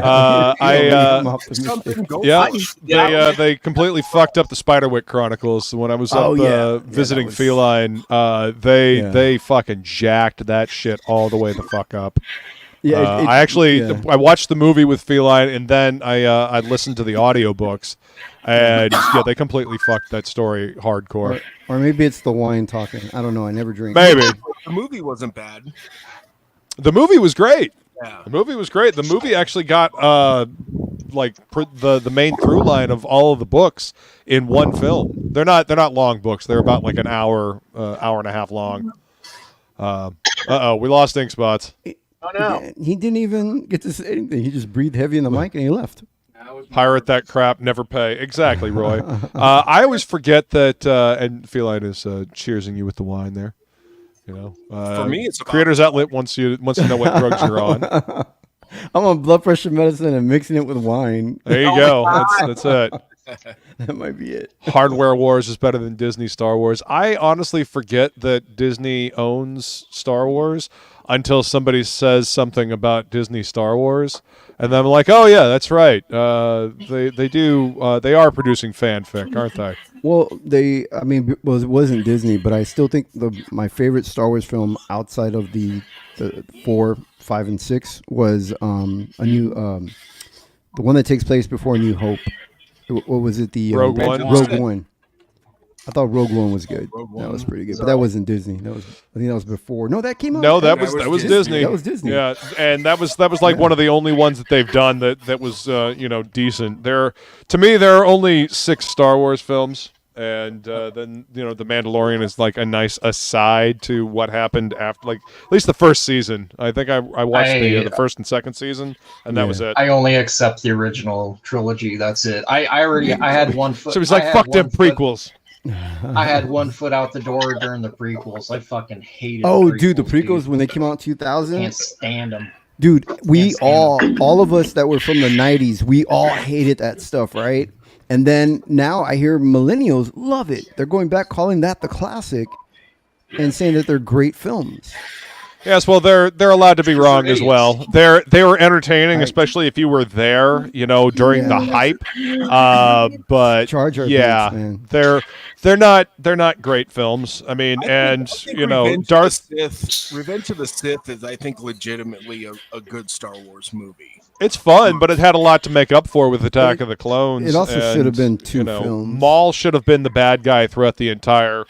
He was positioned as like the new Darth Vader, and then they cut him in half at the beginning of at the end of the first movie. What the fuck are you doing? He was kicking ass against fucking. I mean, one good Jedi, Qui-Gon Jinn, and then his Padawan, which became a Jedi. But he had the look, man. He had that catchy look, like to sell toys and shit like that. And then they replace him with like, as much as I love Christopher Lee, the man was a fucking legend. But come on, really? You're gonna replace the dude with the easily marketable face with the red and the horns and like the action figure walking the guy that with an old guy with a bent lightsaber? Come on. Again, Christopher Lee was a fucking legend, but he was wasted in that film. Yeah. And then after that they had General and then coughing Grievous. Yeah, General Grievous, which he's like, I was trained in the ways of your Jedi. And he battled with 6 swords, Plo Koon was a baller, and they did him dirty in the prequels. Yeah, they did. They did indeed. He went down like a bitch in those films. Didn't get to be a badass, but I mean, a lot of that stuff, in the books were a lot cooler. They pushed the shit a lot more. Yeah, agree. Jason, on ball. They should have kept him. What handle is that you're using? This? Yeah. Tachikawa handle. Oh, okay. It's the one that can take both, right? It can take like a. Oh, okay. Are you using a hawk wheel? Because that's a long nib. No, it's just not all the way in the thing. Oh, well, what is it? I like hawk wheels. Push it in. No, it's just that there's so much ink caked up inside it, probably, that it just won't go any further. Which nib are you using? Are you 102s? Oh, you use a crow. They're mapping. Yeah, they're mapping nibs. Oh. He's got So that. I got some 107 hawk quills. Yeah, hawk wheels are. I mean, those are tough, dude. Those are tough to use, man. Those are my favorite nibs to use right now. Oh yeah, the Japanese equivalent to the 102. The This is what I get on Amazon. The Takukawa T77 or something like that. These aren't the Tachikawa ones, because the Tachikawa ones I can't get anymore. But these are just they're just mapping nibs. Yeah, they're good. I got those. They're cheap. You can buy a ton of them. Yep. I still stick with the classic. I'm still a Hunt 102, or Speedball now, or whatever. What this is. Yeah. The Speedball Hunt 102s tend to slide out of these Tachikawas sometimes. I just like that grip you have. That's pretty nice. Oh, the caked all over it. Yeah. The only thing about the Hunt 102 is they cost $1,000 now. They're laced in gold and diamond, Well, and half of them are crap when they're brand new. Well, they've gotten better. Arthur Roy says T99. I thought they were called T77s from Tachikawas. It's been a long time since I've used that nib. I guess it's T99. Does that sound right, Jason? G-nibs or Maru. Yeah, G-nibs are good. They're my deleter. But they're not a Hunt 102. I mean, they're not even cut the same. They're a lot stiffer. Yeah, they're much stiffer. Yeah. So 107 hawk quill. Yeah, the hawk quills are. I still use those from time to time, but they're tough, man. You got to be really, really skilled to ink with the 107. I love them. I get tired of the 102s because I get tired of, like you said, paying $1 million and throwing half of them in the garbage after. Yeah, these right here. The quality's gotten better though. I haven't inked traditionally in like the Nerds box. Like I haven't. Look at this watch. Hold on.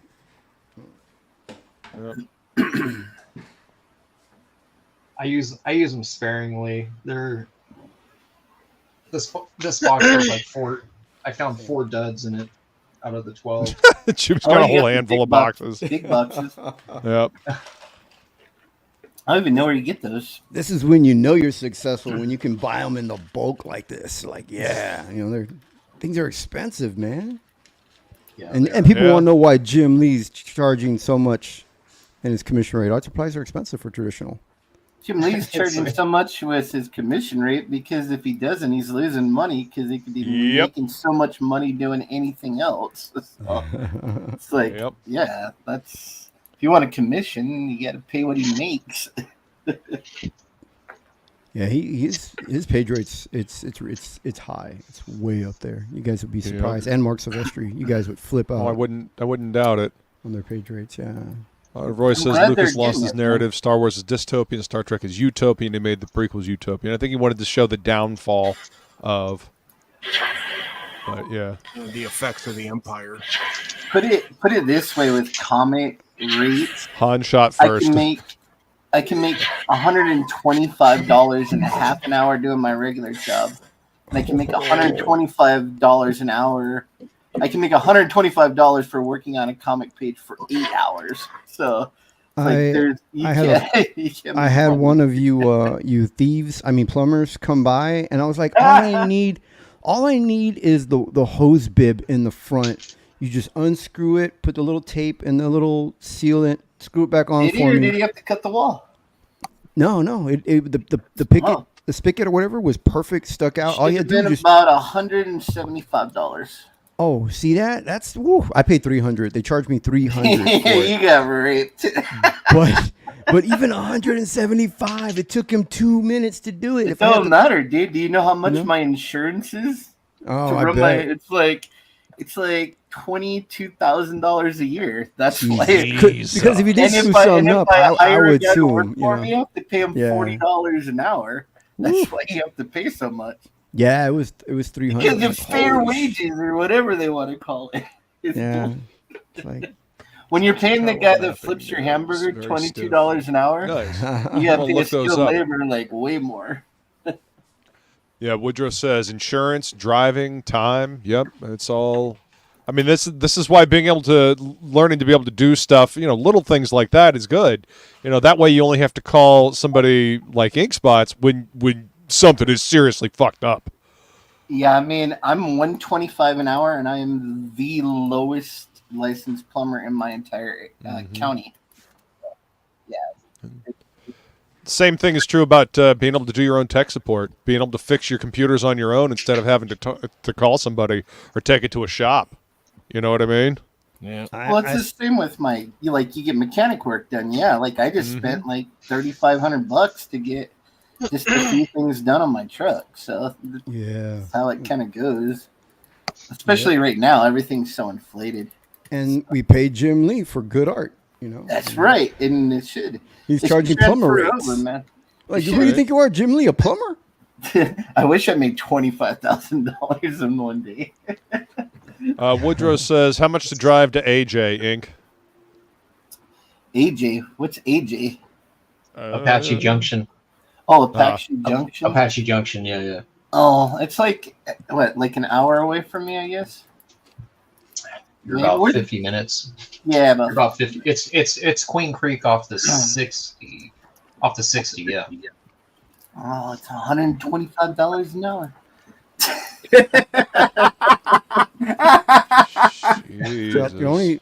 The only Japanese synthetic thing I'd go for is these brushes right here. Hang on, let me bring Have you guys tried these yet?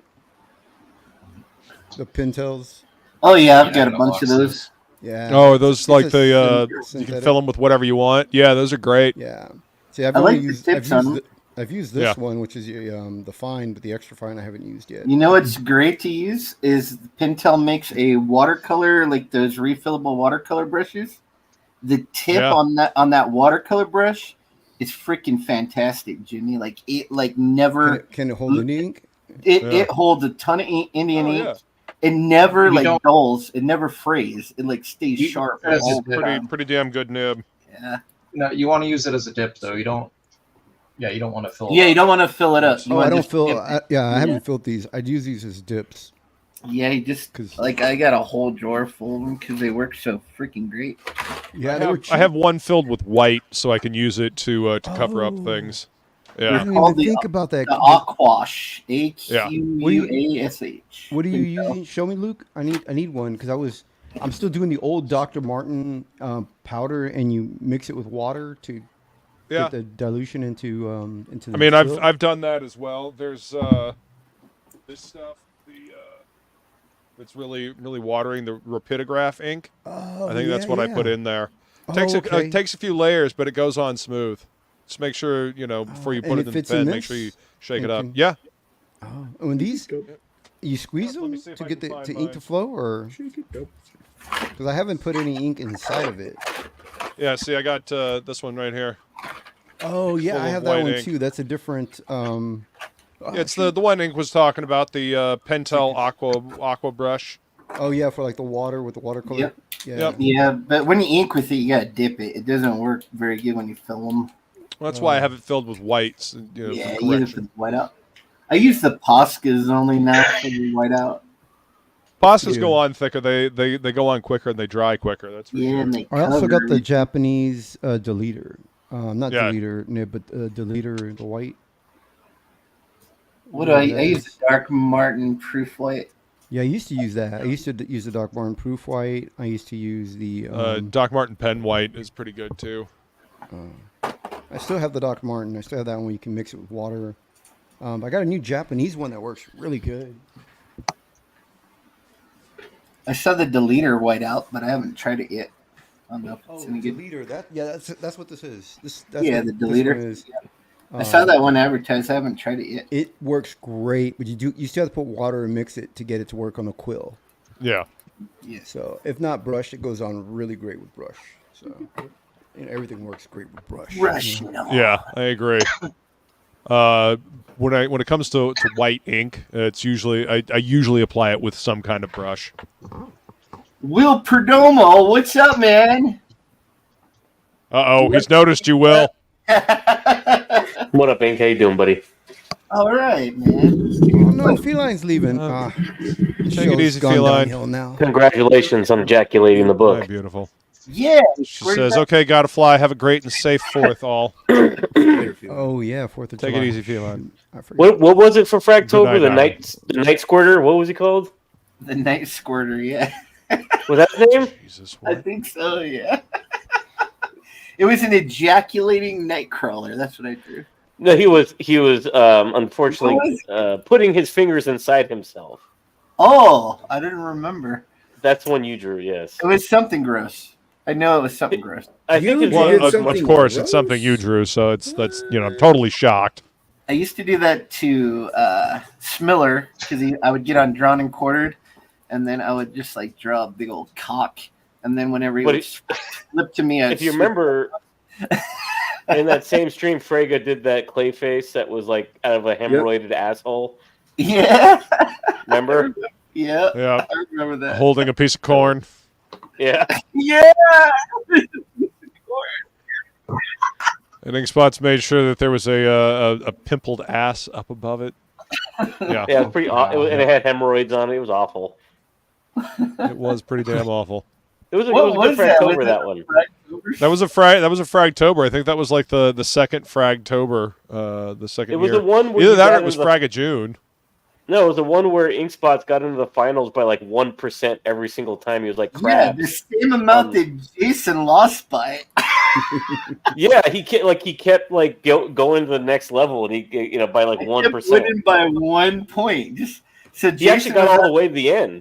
I got all the way to the finals, and I was against Lepresti and fucking Yeah, it was Reedy. Lepresti, Krager, you, I had no business Reedy, being there at all. Reedy. And Frege got eliminated. Remember, he wasn't even on I that got last one. eliminated. According to that stream, I was better than Dan Frege. Yeah, that was really funny. He got eliminated off his own show. That's how we know the internet is bullshit. And I think Rini won in the end, right? Yeah, Yeah, Lepresti she should have won that won though. Yeah, Lepresti Well, should have won. He was good. I mean, all love to Rini, but she's got the simp edge. You know, I'm not Never disrespecting underestimate the simp army. I'm not disrespecting Irene's but talent. you know, Of course not. Nobody is. It doesn't matter if you're remotely cute woman who's talented, you're gonna have the simp edge. Doesn't matter. Dude, if I was a woman with big titties, I would rule this fucking world. Yeah, well, you have you're at least half of that, ain't you? You never leave the couch. You'd be too busy groping yourself. I'd be just looking at them all the You got time. nothing done. I'd be motorboating myself. If you could reach them. This sounds like a Bloodhound Gang song. You got titties so big, you got hair on them. I'd be calling you all the time to come fix my plumbing. We have a female plumber, and it's the same thing. Like, dudes just call her. Like, she's not very good. But she gets, she's not very good, but she gets like a ton of calls. She's a female. It's kind of funny you say that because I was thinking about this the other day. I've only ever seen on a job site when I worked she's on doing job sites, something on the side. one female plumber ever once. Dude, right across from my shop, we had a massage parlor, and like I came to work one morning, and there was like all these cops, like they rated it, like they're Filipino. And I guess she has houses in Tucson too, where Shelby's at. So she got busted. She got busted for all kinds of shit. I know her. She's cool. I know. Yeah, she's got a place down Campbell. I heard about it. Yeah, it was in the newspaper. She got busted for like sex trafficking and everything. And then like, so they already let her out. And today I went to work, and she's already like leading some old dude behind, like into the back of the massage parlor. So she didn't stop. Like, it don't matter. The cops knew she was there for like 5 years. They just didn't want to do nothing about it. Funny. It's funny, man.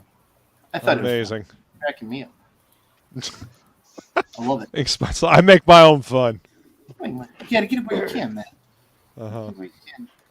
You guys remember when that fat fuck Michael Moore was really popular? Michael Moore. He did the W movie and stuff. Yeah. Yeah. Oh, okay. I had to think who you were talking about. You know what's weird? I really like. He did a comedy movie in the '80s, Canadian Bacon. Canadian Bacon with John Candy. He directed that? He did Canadian Bacon. Really? Wow. It's a good movie, and then somewhere along the line, he just went off the rails, man. Well, it's like Al Franken, right?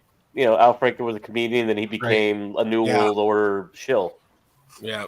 Yep. His best part was in Trading Places when he was like the guy that worked on the train. That was like his. Is that the guy who gets sodomized Even Jack by Black. the gorilla? Jack Black used to be funny, and now he's, some of the things he's saying on Twitter is kind of like, yeah, dude. The Blu-ray just came out. Well, it didn't just come out. It came out last year. Oh. Yeah. They still make Blu-rays? Yeah. I still buy them. Yeah, they still make physical media. I got one right here. So I'm getting everything on 4K now. Do it. Twister. Buy comes physical out. media. Do it. Yeah. Keep buying physical media.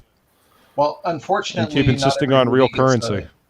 Not every movie gets a 4K transfer. Buy Bitcoin. Because they don't have they don't always have the right source material to be able to do that. Yeah. Do where? With the Blu-ray releases, they don't always have 4Ks. Like, They have two. I was surprised the Warriors did. They have to have there's a. Well, I mean, yeah, because they've got the film. materials for the Warriors shot on 35. The source, yeah, it's got to be the right source, and also has to be saved correctly. It's like, I don't know, did they do a 4K for oh my God, what's that Sam Neill, the Hellraiser in Ever space popular? Event Horizon? Yes, they did. Event? Did they do a 4K? Because yes, there's a Paramount. I like 4K. Event Horizon, dude. That's a great movie. or in Yeah, the Good flick. let's see, Mind of Madness, Mouth of Madness. No, he's talking about Event Horizon. Oh, Event Horizon. I Yeah, I couldn't think get into yeah. Event Horizon. yeah, the Event Horizon master reels are all damaged. That's why I was asking. Like, Yep. they're all the bonus No. material is gone. is gone. They're not. Gone. The outtakes are all gone. From the director's cut. They destroyed the original negative, and they only have the actual, like all the outtakes from the original neg are gone. Because they're trying to find it to make that fabled director's cut that he did, and we don't know. He said they couldn't locate it. But remember, Nightbreed was gone for 40 years, 30 years, and they found it in some fucking storage unit in the Midwest somewhere.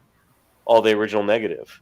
I don't think I've watched that movie since like. You remember that, Shelby? Nightbreed's fucking great. Yeah. Love Nightbreed. Yeah. Nightbreed was gone, and then it just showed up somewhere in a storage unit. Dude, Dan, you might know about maybe this. we'll get lucky. So, I'm not a huge fan of this movie, but now I'm on a little hunt now. So, Return of the Living Dead 2, it was the one that was more of a comedy, right? Yeah. Yes. So it's a series with Trash, right? The zombie Trash. Yes. That's part it's the 3. Dan O'Bannon line. No. The one with Trash is part 1. Yeah. The second one is the one that takes place in more of like a track home suburban area. Yeah, and like it's kind of a remake too. It's got all the same Michael actors. Jackson zombie in it. Yeah. So check this out. So speaking of physical media, so the Blu-ray, the Blu-ray, the 4K, and I think it's not the Laserdisc. It's the Blu-ray and the 4K. Did you know that they have a completely different intro sequence and a different soundtrack? They have a different score to the entire movie. I was unaware because I only have one version of it. I don't know what version it is. So which one? Of Return of the Living Dead. So 2 or 1? 2. Okay. So if you have the DVD version, there's an entire monologue intro that goes over top of the military bringing the trioxin over the bridge, and it has different musical score and it has different music playing at different points in the movie. And there's a big thing I found on Reddit because I follow a horror 4K and Blu-ray release page. I follow. They were talking about. I know you do. I know you do. They were talking about that they have never accredited the DVD release score. Like whoever did the score on the DVD release was never accredited, right? And so that's one. It's what one. it ended up being. Silver's talking about. I thought that was the one where the girl puts the pins through her thumb. But she wasn't trash. That's 3. I like 3. That's I don't have a problem with 3. Well, I was going to say it's funny you're bringing this up. They just found Brian Yuzuna's original cut of 3, which is 8 minutes longer than the unrated version. Ooh, more nudity? I don't know. They haven't said what's in it. They just said it's 8 minutes longer. I mean, if it's Brian Yuzna, it's going to be extremely violent and gross. But whatever gave you that idea? I'll wrap it up. So real quick, the Return of the Living Dead, which is part 2, Return of the Living Dead. The reason it's the crazy ass thing that happened. The reason the DVD has a completely different score, different music, and everything else was it was a rush cut put together by the director to show executives why the person who did that score was selected by them and why they didn't work. So the Blu-ray, the 4K, and the Laserdisc have his official selection for the music, the score. Like, it's crazy, dude. So somehow, some way, someone who was putting together the DVD accidentally grabbed his submitted version of why that movie would never work. No. So it's crazy, dude. Yeah, it's wild. It's a weird rabbit hole to go down with that one. You know what that reminds me of? You know the disclaimers that they have at the beginning of this now? It says, the views and opinions on these commentaries do not reflect MGM, Fox, whoever you're listening to. Have you noticed that? Do you guys remember the golden age of Laserdisc where audio commentaries were kind of novel at the time? And there was on the Criterion James Bond releases, the crew and the cast were very candid and they talked a lot of shit. They didn't know what a commentary track was. You're like, oh, I'm just here to talk about my experience. All right, so this is a time when Sean Connery was banging this chick on a pool table or whatever they were saying. They were just like giving the dirt, and I guess they had to go back and completely like burn all those. All the That's James hilarious. Bond. You could actually look it up on YouTube. The best of the James Bond commentary tracks, where then they became very curated after that. After the James Bond debacle, Kind of have to be, I'm sure. Where they were actually editing, but back then it was, hey man, just tell us your experience. Are you sure you want to hear about this? Are you sure? Okay. Right. And it kind of reminds me of what Shelby was talking about, where you get once in a while, that little slip, right? That behind the scenes slip where you get something kind of special. Yeah, it's a really bizarre thing. Can you imagine like giving someone a copy of something specifically the way that they were asking for it, but it's not the way you want it to be done? You're like, look, this is why it doesn't work. So when they review it, they're like, oh crap, you're right. It doesn't work. And then someone working in the studio is like, oh, here's the copy we need for this 300,000 run DVD. They send that for mastering. Oh my god. It's terrible, dude. That's what happens when there's poor communication, or people just half-assing their job. It's the fact that copy even existed is the problem. Mm-hmm. He should have just pushed back and just told him, no, I'm not doing that. It might be worth something if you have it. It's a weird anomaly. Maybe, but yeah, it's just a weird. Did they ever re-release it and correct that mistake? DVD? No, it's the DVD. It's the DVD version of that movie. Yeah, because there is a Blu-ray from Scream Factory, but I don't remember ever it being on DVD. I remember I had to download a copy of it. Oh, that was the other thing. I don't own the Blu-ray. I don't own the Scream Factory version that came out. But somebody claimed that if you switch the audio to French, it'll pull in the DVD version of the movie of the wrong track. It'll pull in the wrong track.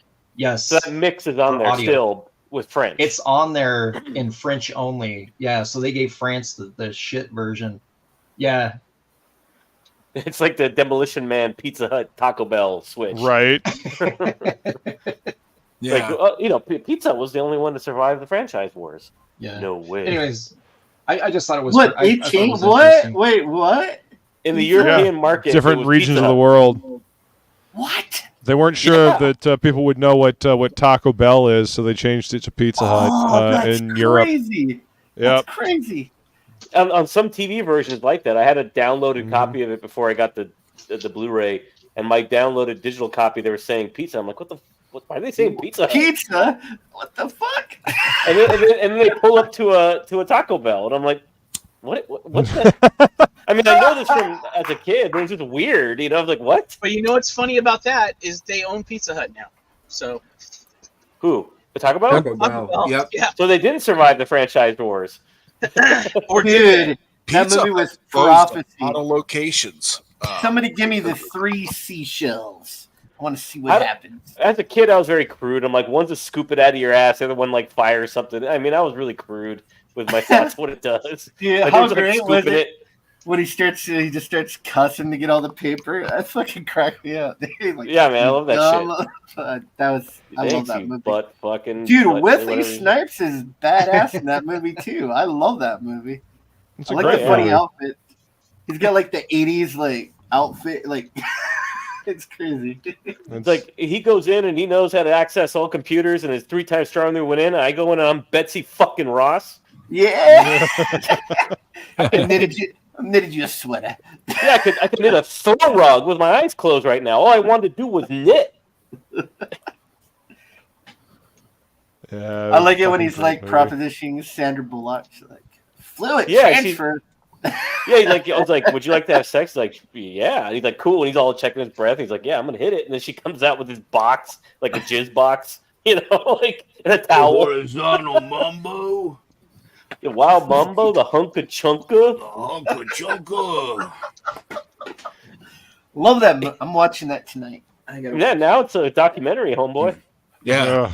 Like so that's like Idiocracy is just like a documentary. Making a double feature. They're, like you know, we talk about having post-apocalyptic movies. Those are post-thought movies. Yeah. You know, the Demolition Man is the action movie version, and Idiocracy is the comedy version of a post-thought society. In this part where he meets the old flyer, who's like an old man now, and he's like, "No, you know, it's you," and they start talking shit to each other because they're dudes busting balls. It's like he speaks to him in the most profane manner. This is how insecure heterosexual males used to bond back in the 20th. I'm like, but that's how they, you know, people are uncomfortable with breaking balls now. They're like, you have to talk to each other in this weird HR fucking argot all the time.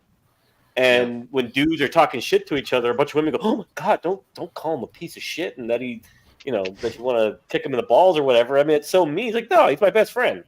Yeah. Women are like, put him on Ritalin. Give him some Ritalin. That's what they did to all the boys, man. Fucking put him on. I mean, Ritalin. that's pretty much what happened, right? In Demolition Man. Yeah. Put them all Studies on are showing Ritalin. that young men are born today. I think Equilibrium is another movie that could fall in that. Right, because everybody's medicated. Yeah. Well, I mean, they want to keep everybody medicated anyway. That's why there's fluoride in the water. Hey, Actually, I would say that Equilibrium is way off because in that film you were not allowed to emote. Now it's like that's what governs whole states is emotion, just pure emotion. Good point. In Equilibrium, it shows that the people at the bottom aren't allowed to do what the people at the top or have never stopped doing, though, right? Like that was part of it too. Like, yeah. I mean that could be said of communism and, you know, ruling elite of any nation. But yeah, when he gets to the father, he's got, you know, beautiful marble office and different colors and paintings and all the stimulation of art. You know, it's like Kim Jong with all his DVD collection. He likes 4Ks, Jimmy. And It's it's like Glossier. fucking Bill Gates. He wants you to eat crickets, but look at that fat fuck's belly. That dude's munching steak every night. Fuck Yeah, that he's got billionaire Wagyu bastard. every night. He's like A5 every single night. Wagyu. Leave me the motherfucker's cows. eating shark fin soup. Yeah. Yeah. Yeah. Yeah. He's like having Was it dodo like, bird, you know, omelets. There's this like Al Gore's mansion. He's like $10,000 a day in utilities, and he's like flying them. It's like, you're telling me to fucking cut back? Fuck you. I like how they're like, Al Gore, how do you explain this hypocrisy? Fuck you, that's why. Think Green Ink. They keep on changing the date too. They're like, the world's gonna be over by 2008. No, it's gonna be 2020. No, it's 2032. Like, fucking they actually had to get rid of the sign up at the glaciers saying that they would be gone by 2020. Yeah, because didn't they start growing again? Yeah. I mean, we're 2024 and they're still there. I didn't even know what a baseline is. You know, they only base it on when they started collecting data. Or tell us how this there was like some significant spike, 500 years before there was any fucking machinery, and it's like, where did that come from? There was no machines to put CO2 in the air or anything. It's like when I was in high school, I literally had an economics teacher tell us in 1992 that all gasoline would be gone by the year Y2K. Yeah, I literally told my class. We thought a lot of things about Y2K that didn't come true. Yeah, that didn't pan out. They started in the 70s pushing that all gasoline reserves would be gone. Yeah. Well, You got- how do you you get just- people to pay more for something? People you were so create an scared artificial scarcity. about Y2K Well, you got- that they were using the Superman 3 virus to steal from small software companies who never did a damn thing to anybody. Like on that, what's that movie? Office Space. Yeah. I love that fucking movie. That's my favorite movie. Yeah, they did in Superman 3. When they're crushing the fax machine and shit, and they're playing that rap music. Die, motherfucker, die, motherfucker, die. And he does that bottom heel kick, that drop down heel. The neighbor. You want to come over? No, man, I don't want you fucking up my life too. Yeah, I'm doing a drop wall at New McDonald's. He's like, yeah, I know what I do, man. I do 2 chicks at the same time, man. That's it. He's like, yeah. I like to think if I was a millionaire, I could set that up. See, that's such a great movie. Like when he tells his coworker Michael Bolton, he's like, "You ever think of changing your name?" He's like, "Why should I change my name? I'm not the one that sucks." I'm not the one that sucks. Dude, John C. McGinley is great in that movie where he's like, he looks like he's got like hemorrhoids when he's like interrogating them. Like he's always like adjusting his seat and he's always kind of rocking back and forth and looking all pissed off. Like he just got a good pissed off face. I love it. It's such a, like, it's true though. Like that dude just starts fucking off, and then they want to like advance him and shit when he stops caring at all. It's like best line ever. It's not that I'm lazy. The real fucking world. I just don't care. Yeah. When I used to work for a big a big corporation, and it seemed like all the people that were ahead of you were the fucking biggest dumbasses in the whole company, but they're the ones that just like get fucking promoted over you. That guy's got middle management going on written all over him. That ink spots, man. You know, I remember this, Roy. He clogged the toilet. He draws, you know, fucking Nightcrawler jerking off on the walls. You know, he's got upper management written all over him. Upper management written all over his balls, man. You know, people flush the toilet and he gets shit all over him and he continues to work. That was a bad day. That was bad. It sucked. You guys are missing the red swing line stapler. Exactly. And from what I heard, swing line didn't make a red stapler. Yeah, and then they made it, and they fucking made $1 bazillion from that movie. Fucking Lumberg. People want their stapler. Lumberg is actually a very accomplished actor, but it's hard not to see him as Lumberg every time I see him. I give him my old face. I love that fucking wear rubber. That's really funny, Ink. When he gets offended that he's like, "Oh, Lumberg fucked her." He's like, "Lumberg," and then like they do that push it on him, but he's still rattling off names. Yeah, he's drinking his coffee. Saying a bunch of ass. He's sipping his coffee. Yeah, that's good. Lumberg fucked her also. No. And he runs down this long list, but he's just like ignoring him as he's like naming off like 30 guys. Oh, I love that fucking movie. That movie's great. It's one of those movies you like every single year. You just watch it. It's another Mike Judge, isn't it? Judge did Office Space and Idiocracy. He's a genius, man. Yep. Creator of Beavis and Butthead. I like his documentary series, the Tales from the Tour Bus. Have you guys watched those? No. Like watch Tales from the Tour Bus. He tells all the old stories from like the old rock bands and the old country bands, like all the trouble they got into, and it's just fucking great. And it's a little bit animated too, so it's animating the story of like that's cool, like Johnny Paycheck and all them dudes, like how he shot the bus driver's ear off, and it's very cool. Yeah.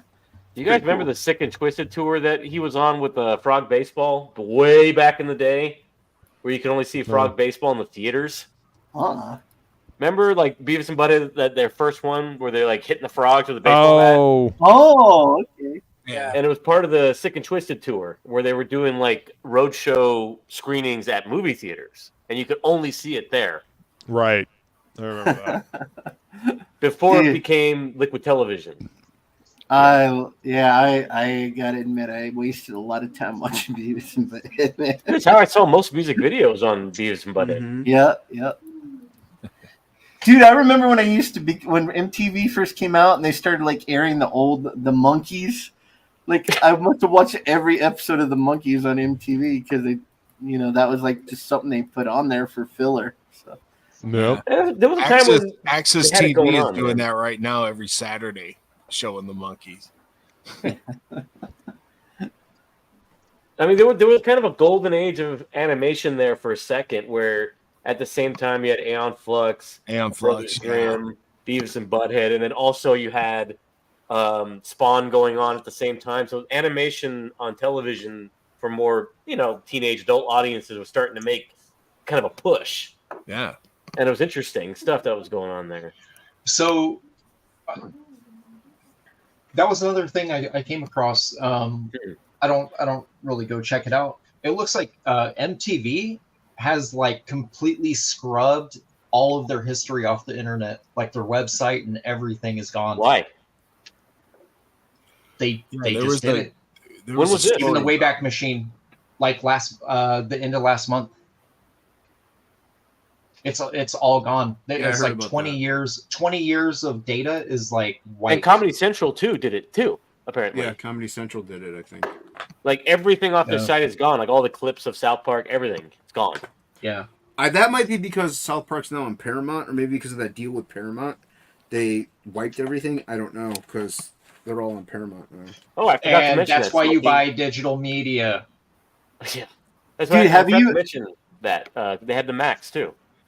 I watched a clip of Tesla playing like this year, and that dude sounds exactly like Cartman now. Like his voice is to that point. He sounds like Cartman from South Park. It's fucking hilarious. Yeah, it's great. Yeah. That's what he sounds. Like I love them old rock stars, man. They try to keep going, and they get so pathetic. Like Steve Tyler, he looks like a 60-year-old woman. He's like wearing fucking blouses with big old. It's like he looks like an old drag queen got beat up in an alley, you know. God damn. He looks horrible. It's like, dude, give it up. Still chasing 19-year-old women, you know. They probably still getting them, probably. Probably, but he's still Steven Tyler, so. Yeah. Imagine that horrible moment in that poor girl's life. Axl Rose. Oh, Axl too. Looks like shit. It's Vince Neil. Vince Neil is the worst. He looks like a fucking pig. He looks horrible. It's like, what the hell happened to Vince Neil, man? He looks like the fucking what is it? The Yeti, the Bumble from He looks like that. Who's that bald porn star with a huge cock? That's who he looks like. He does look like shit. It looks terrible. Like Ron Jeremy. That's what he looks like. Ugh. That guy's in prison now, I think. Yep. Yeah, he is. I mean, it's like the Bogdanovs, dude. Like they all look like that eventually. Oh man, Liquid Television. You guys were talking about animation. I loved the Max. Fucking Aeon Flux. Remember, we didn't have MTV. We'd occasionally get like a free preview weekend for like Nickelodeon and MTV and all that because they're all owned by Viacom. And so I would stay up late watching Liquid Television when we had it, and checking out Nickelodeon and shit don't like give me that. that. You were looking at the blurred channels and trying to see a nipple in between the blurs. I was for sure, nipple? Oh, is that an elbow?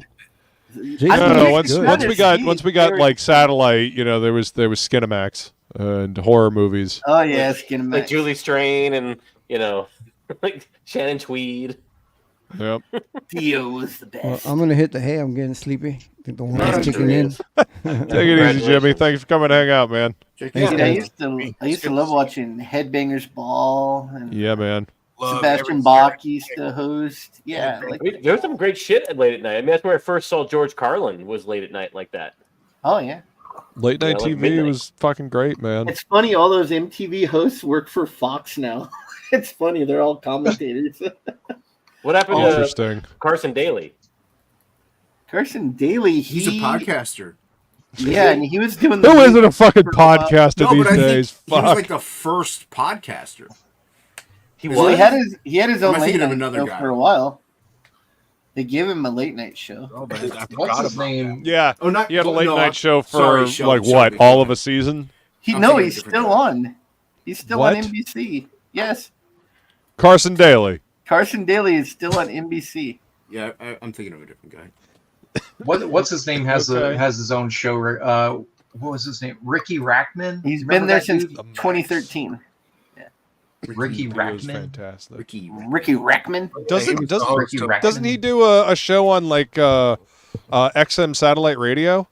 Like doesn't he do a show on one of the rock channels? He's got some sort of like a vlog or something that he does. Interesting. Art of Roy says the blonde guy was the first podcaster. Yeah. The blonde guy? No, I know the VJ, the VJ guy with the big hair. He had the big like 80s like Or is that what you're talking about? He was the Chris Chat Chan of will podcasters. fact check me. I can't remember. But. And Eddie Lizard has big old titties now, so that's funny. Adam Curry, a former MTV VJ. That's it. Yeah. Eddie Izzard. He's not dressed to kill anymore. He's looking like shit these days. I mean, fine if you want to be trans, but like you could go from an okay looking guy to a really ugly looking woman. Oh yeah, he's Buffalo Bill now. You gotta tuck him back and do some prancing for us. If I found What one of you starts playing wild horses, you're getting kicked. It puts Joe Dirt in the hole. All right, so is this the guy you're talking about? Is this him? I can't remember what he looks like, but yeah. That's the one I was thinking of. He used to have like big like hair metal hair way back. Yeah. I guess that was him. Michael. Oh, okay, yeah, I kind of remember this dude. He was the first podcaster. There he is. There he is. Pull up. Yeah, but it's like saying the first YouTuber, right? It's like, do you remember him? Pull up the current picture of Vince Neil. Yeah. Oh no. Put Vince Neil 2024. Poor Vince Neil. Yeah, man, he looks like a dwarf. He's horrible. Like a VD dwarf.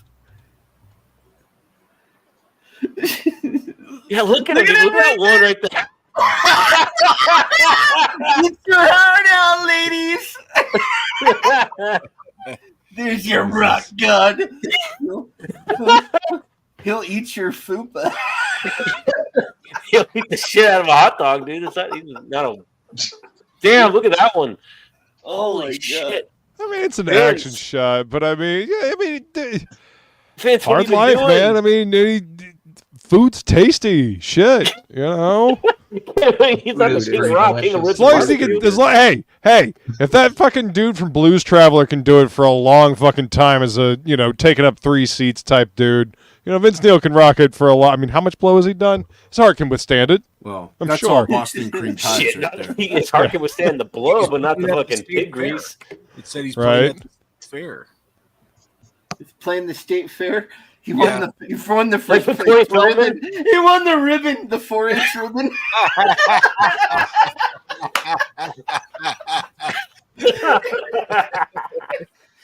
He bathed himself in buttermilk like that fucking pig. What's up, Kevin? Charlotte's Welcome. Web. She's sure he's in Charlotte's Web. Some pig. Fucking Ozzy is a spider. Some pig. Yeah, but some person, hell. Meatloaf always looked like shit. He always looked crazy when he was bellowing, covered in sweat. Like he never seen. Like he But at least always he's looked like shit. consistent. Though. Like he always looked like shit. I heard the comedy store from the is beginning. dog shit. Oh God, I'm Well, I fucking mean, eat spots. Art of Roy says he was in Canada when MTV started, and the video music channel showed all the nude music videos like Duran Duran Girls on Film and Rockwell's Michael Jackson music video, which had Nicki's titties. Bang There it you go. on, Speaking of man. titties, I'll be right back. I gotta go, take a piss. Oh. Had naked titties. Got I it. don't know Okay. what. That's a non sequitur. T-Rex. I love that video, man. And then what's the one with all the chicks and the tight dresses dancing? What is that video? Oh, Simply Irresistible. Simply Irresistible. Yeah, that was a great video. Okay. I know that. I remember the video you're talking about. Now, yeah. Robert Palmer. Plant. Robert Palmer. Yes. Palmer. Yeah. Robert Yeah, Plant. that was a great video. Robert. He just So I got- stood there too. He wasn't like he just stood there. It was all the girls in the background. You didn't even pay attention to him. Didn't he also All the do sluts. that song Sledgehammer? Was that him as well? No, He didn't no. No. No, Sledgehammer is Peter the original Gabriel, singer of isn't it? Genesis. Yes, he was the Peter original Gabriel. singer of Genesis. He left Genesis, and Phil Collins quit drumming and became the singer. Yep. So Genesis was shit. originally Peter Gabriel. Peter, that's He who left- it is. Peter Gabriel. He left Okay. the band. Yeah, he left Genesis, and then the band was having tryouts, and Phil Collins tried out for his own band to be the singer. So that's how Phil Huh. Collins became the singer. It's crazy, dude. Yeah. Yeah. I mean, they both had. I mean, Phil Collins was fucking great. He had a great They voice. both have great voices. Drums and sing. Yeah, Gabriel had great music too. I liked them both. Yeah, they both have very distinct voices. Yeah. I got an old man story for you. Well, I have two old man stories of MTV. So the last band I played with was in California, Stig Murder. So our singer Louie is married to this girl Jen. She was the winner of remember they had the Wanna Be a VJ contest? Yeah. MTV. So he married her. Yeah. So Jen Korea. So they're still married, by the way. They got like 3 kids. And then my other story is, do you remember the Metallica Motherload contest? That sounds familiar. They sent a bunch of trucks out, and where the trucks are going to specific people that won. There's like 10 trucks or something like that. The truck that went to Seattle was the winner, and it stopped at the guy's house, and then the truck would open, and then the band would play a full set in the street. It was a street party. So the guy who won in Seattle, this is a crazy story. His sister used to be Kurt Cobain's girlfriend in high school. Like he was a bit younger. He then moves to Merced, California, and is managing the 7-Eleven across the street from my Walgreens. I was redoing my entire kitchen, and my dad didn't have the time to come out and help me. We bought a bunch of stone, and I was changing all the flooring out. He helped me with the sink, but he's like, yeah, you're going to have to hire someone or do it yourself. You're better off just hiring someone. So I rent the cutter. I got all my tiles set up. I got a buddy that came and helped me with that, but I was like, I don't have time to do the grout. I got to work a bunch of 12s. So one of the girls working in the store, she goes, hey, the manager of 7-Eleven, actually, he does floor work. We had him do some drywall work in our house, and then we recommended him to a landlord that we know too. I was like, cool. So I go across the street, I'm talking to him. And while he's working in my house, he's telling me, yeah, man, like he's telling me the Kurt Cobain story and how like he used to come over to their house all the time, and he's just like a chill dude. And he's like, yeah, so he goes, yeah, and then I end up winning this contest, and he actually got a cash prize, and that's how he got out of there. I guess his parents had some addictions, and he's like, yeah, I had to get out of the house. So it's like he got lucky because he got a cash prize with that concert, and that's how he moved from Seattle to California. So anyways, yeah, my old floor was laid by the dude that won that Motherload contest. It's crazy, dude. Wow. He brought to my house. He had a bunch of photos. He had a whole photo album, like 35 millimeter, that he had printed out of like that whole experience. I was like, dude, that's fucking cool. That's pretty dope, dude. Yeah. Small world though, man. Like some of the people you'll meet. Oh yeah. It's like really I remember MTV would have that show where they would surprise people, where they just have their favorite band play for them. And there was this dude, he got a hold of MTV, and he got the Red Hot Chili Peppers to go play for his girlfriend. So they're like, she doesn't know what's going to happen. And so MTV starts interviewing her, and she just thinks she's on MTV. And they're like, well, what do you think about the Red Hot Chili Peppers? They go, oh, they were great, but they kind of suck now. And then right after that, the Red Hot Chili Peppers are like behind her, and they were supposed to play this little contra for her, and she just totally fucking badmouthed them right before they were going to surprise her with this fucking It was so great, and they aired it. They aired it. It was fucking great. I was like, it's so cringe. And you could just tell that they were not fucking happy either. Like the Chili Peppers were not fucking happy about. Well, yeah, they just fucking down. Like their new stuff really sucks. I mean, she's wrong. He's telling the truth. So. He's telling the truth, but it was funny. Like they're surprising her. Her boyfriend his balls must have been sucking so far up inside of him. When she How long ago was this? It was a few years ago. I remember watching it on TV. Oh my god! It was funny. Ouch. Yeah, she was just always make sure that they actually like the band. You're gonna pull all these strings to get to play. Shit. Yeah, it was pretty good. One of the DJ, Martha Quinn is a DJ out here in San Francisco.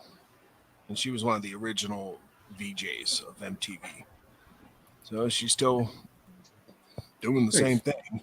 It's like, well, like Kennedy is a Fox commentator now. Has all kinds of. She's on all like the Fox shows and stuff now. I know. Commentator. Who was the brown one? Something Brown, but she's. Oh yeah, Foxy Brown. She's on Sirius XM, I think. So yeah, a lot of them went to like just becoming DJs. No, Pauly Shore, man. Pauly Shore's still doing stand up, dude. He's funny. I never thought he was. I liked his dumb movies, but I never liked his stand up. I never thought it was funny. His stand up's good. I saw him a few years back in Cleveland. It's pretty funny. Never heard his stand up. I liked it. I liked him in Encino Man. In the Army now? That movie was funny too. He's in the Army now. He's in. You have to like Son-in-Law. Son-in-Law is a good movie. Yeah, it was funny. Encino Man is definitely fun. He's a tattoo artist. Yeah. It feels better than a kick in the face with a golf shoe.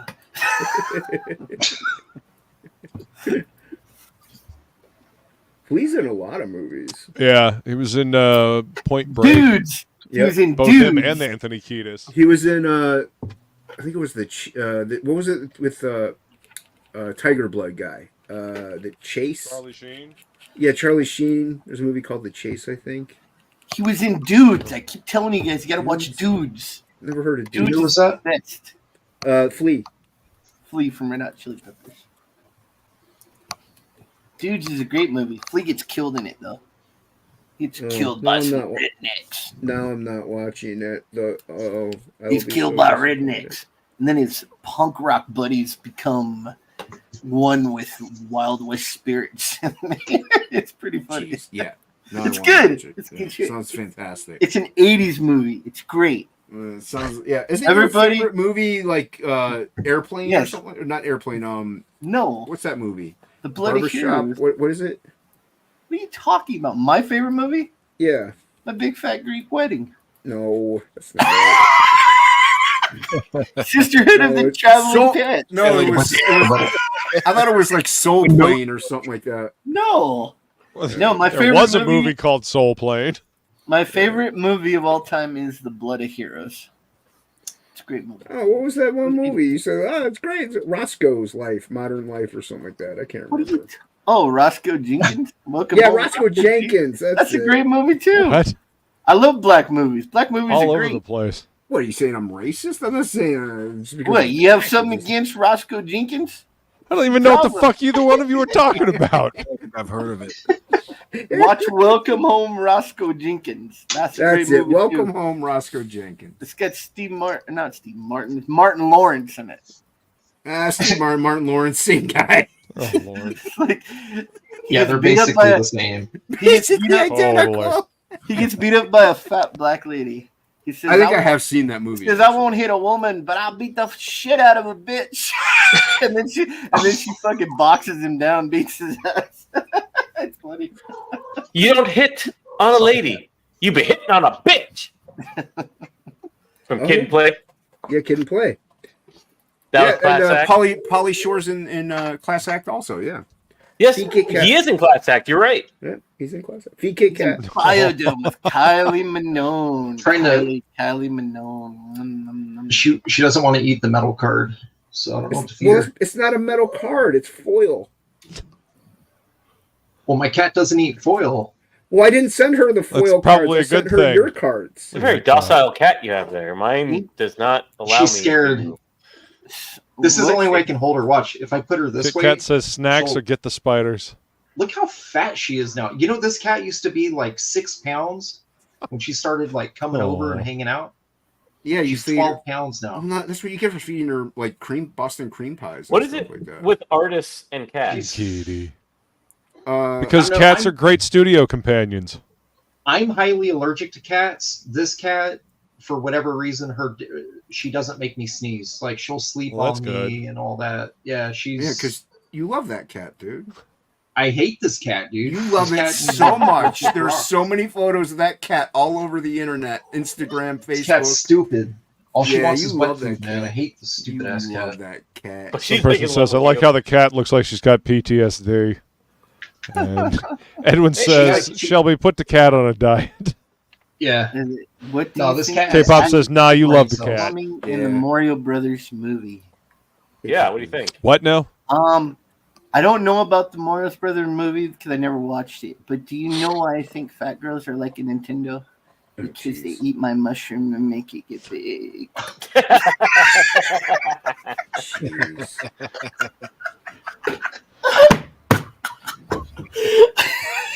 Fucking terrible.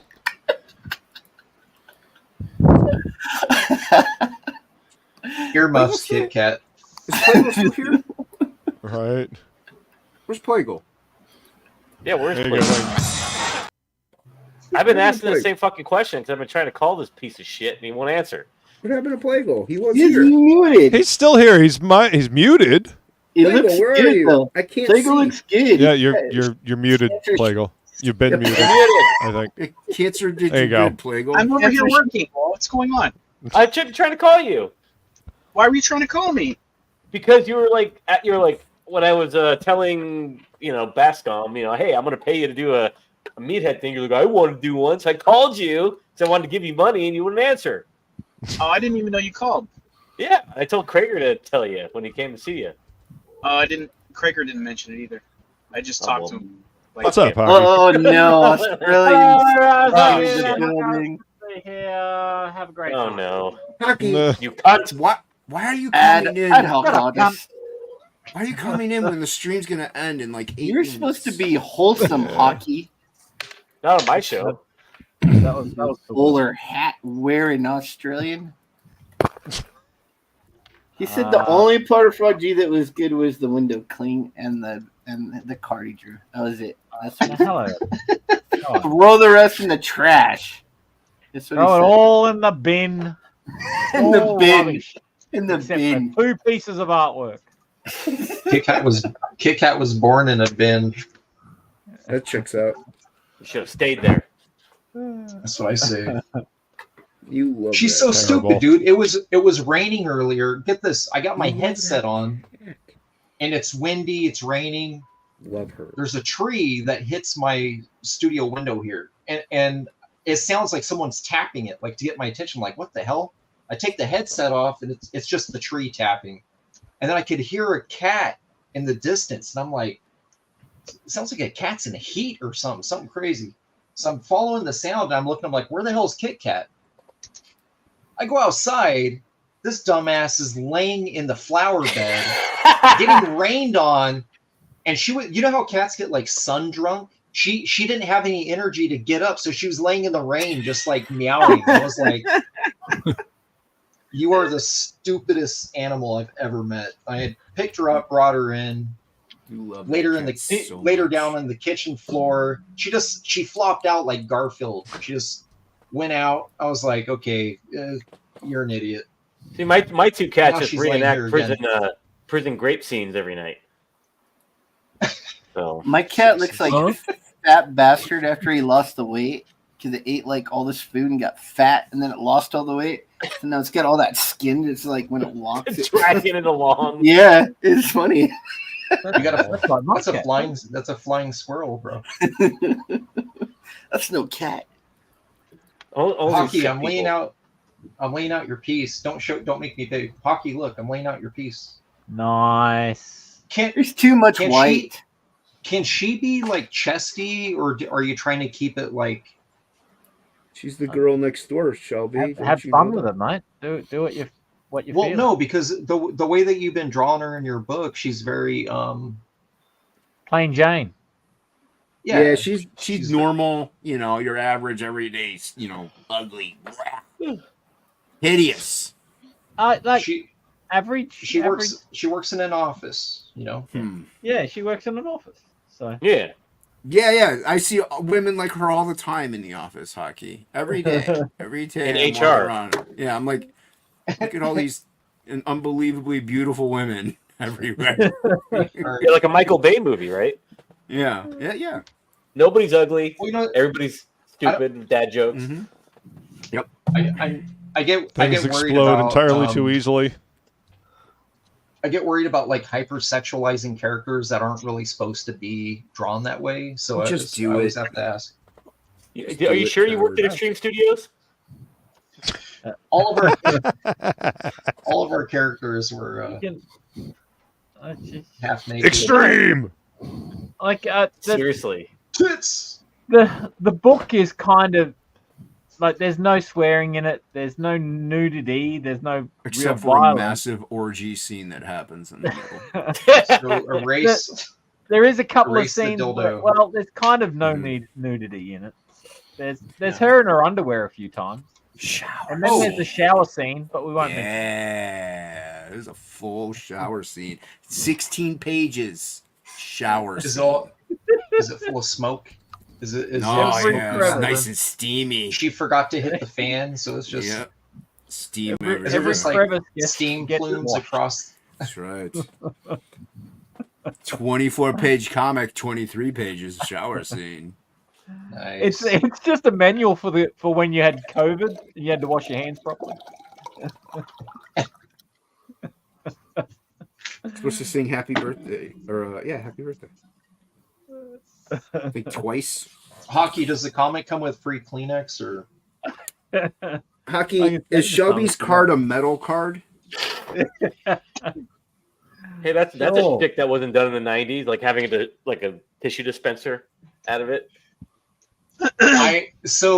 I recommended that to Liefeld when he did the Evangeline Glory book. I said, hey, because at the time Marvel was doing blister packs that were bound into the saddle stitch, right? So you had to actually like destroy the book to get the card out. Mm-hmm. Right. And I said, hey, have you thought about putting like wet naps in this comic? I think that'd be funny. And he got very offended.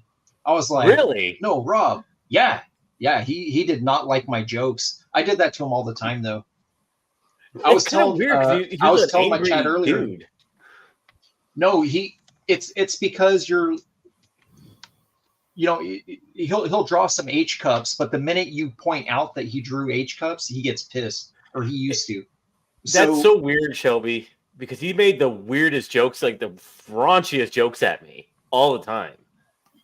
You know, so we were going to Taco Bell. It was me, Stevenson, and him in his car. We're going to Taco Bell. Rob hands me. He had a little. He had a lap pad with his half drawn. He had a half drawn cover. It was for Evangeline Glory crossover. It was a variant cover he was drawing, and he put it on my lap. And he's like, "Have you ever seen someone? What do you say? Pull from the Simonson Mantra pull before? Look at that piece. It's amazing." And I looked at it. I said, "You mean Walt?" He's like, "Yeah." And I was like, "There ain't no Walt in this. This is just you." And he got mad. He didn't talk to me all lunch. He just got pissed. But I used to do that to him a lot. He'd be saying stuff, and I'm like, "Nah, not really, Rob." He was really ornery, like, Rob. You don't see it, you know? Yeah. I mean, sometimes he could be funny, but he used to make fun of my weight all the time because he used to be a fat kid. So he was pretty ruthless. Yeah, he used to come up to me, just bag on me about my weight, and like make fun of me for being a Mormon. He used to call me a born again, and I'm like, "What are you talking about? Like, what do you mean I'm born again?" He's like, "You're born again, aren't you?" All right, like he just talked a lot of shit to me all the time for some reason. Yeah, Rob's a bully, man. He was a bully. No, he didn't. I don't really understand why he used to like me to go. Like he would call me at my desk and be like, "Hey, we're going to lunch. You coming?" "Yeah, sure." And I'd go, and he's like, call me from Shannon Mickey's desk, or before she was married to Danny. He'd be calling me from the front desk, and I'm like right down the hall. I'm like, I'm right there. Like, what? Just walk over here. Like, what are you doing? But yeah, I would insult him all the time. Like, sometimes it was intentional because he pissed me off, but he would just be like, he would always want me around. I'm like, why does he want me around? I talk shit to him all the time. Probably because you talk shit to him all the time. Could be. It was weird. There was a few times when Frege told me, he's like, hey, be real careful, because Rob actually got mad about that. I'm like, fuck him. Yeah, fuck him. That's the point. What's up, Balzac? Welcome. The first thing he ever said to me, I had an idea that... Huh? Sorry, go ahead. I was saying, at the time I was very cocky. My internet froze up. I was super cocky because I was talking to someone at Top Cow about going to work there. Oh, that would have pissed him off. Really pissed him off. Yeah. Well, he did not like getting scalped. They did offer me a position, but it was like way under what it would take to live. So I was going to have to be roommates with Weems, Benitez, Finch, and there was somebody else. Yeah, and they were only going to pay me $250 a week to basically do all of Mark's backgrounds. And I was like, I'm already doing that for Rob, but I'm making $115 a page, so no thanks. Like it became a money thing. I was like, no. Rob liked to scout, but he did not like to be scalped. Yeah. Well, that's how he got Randy Green. He used my contact, I know, and then that's how he got Randy Green to bring Darkchild to Maximum. Really? Yeah. Didn't he try to slither Mike Turner for a minute? Like he was kind of he tried to get Turner, J. Scott Campbell, Travis Churay, Scott Clark. He did get Scott Clark eventually. Remember that? He had him on Evangeline. Yes. Yes. He did the Armageddon miniseries. Platt, he got from Marvel. Do you know? There's not a whole lot of people here, right? Yeah. Okay. So do you know the real? Check this out. I'm gonna tell you guys something that not a lot of people know. It's not really a big hush hush thing. Do you know why Rob hired Platt? Has nothing to do with him. No. Great hand jobs. Yes. No. I'm gonna go with Plagle's answer. Rob hired Platt out of vanity because here's the deal. Platt was supposed to be the new artist on the Cable book. Okay. Rob was very concerned that he was going to outshine everything he's ever done with the Cable character. So he hired Steven to screw Marvel so they can't have someone draw Cable better than him in his brain.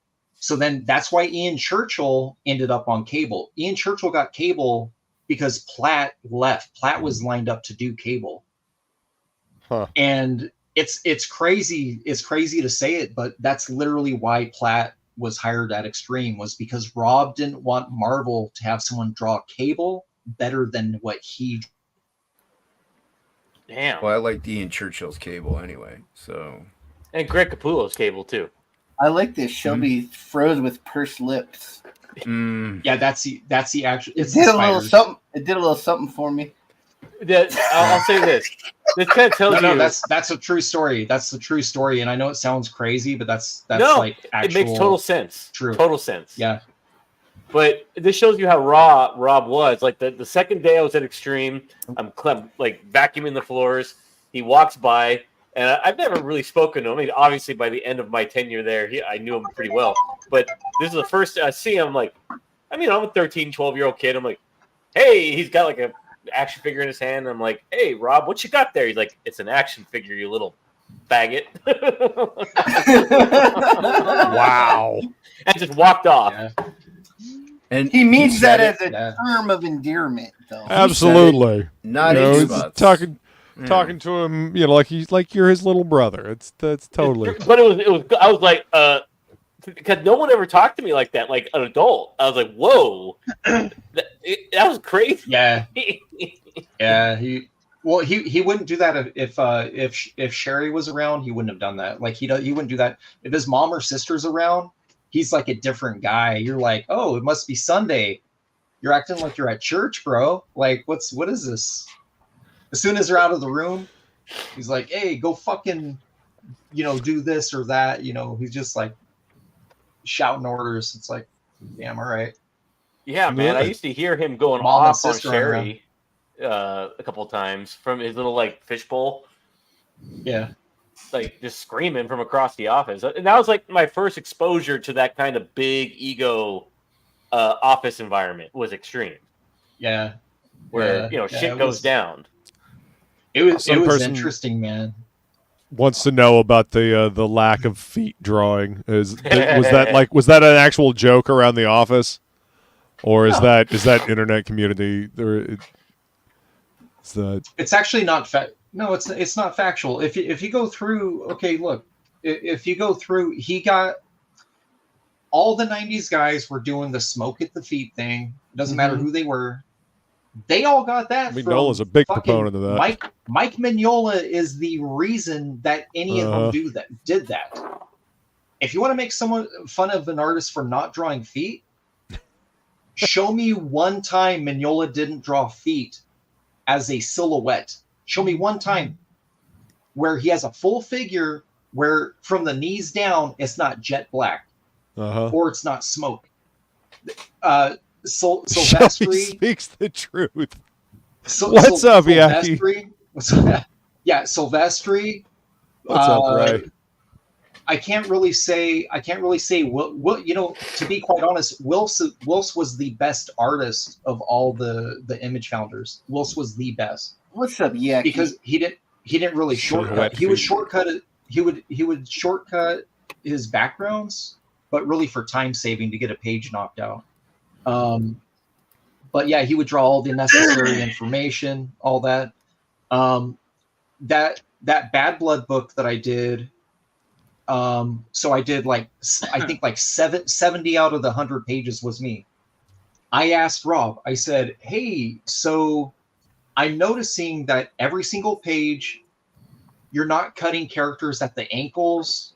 It was almost like he was making an effort to draw the feet. He was drawing all the hands.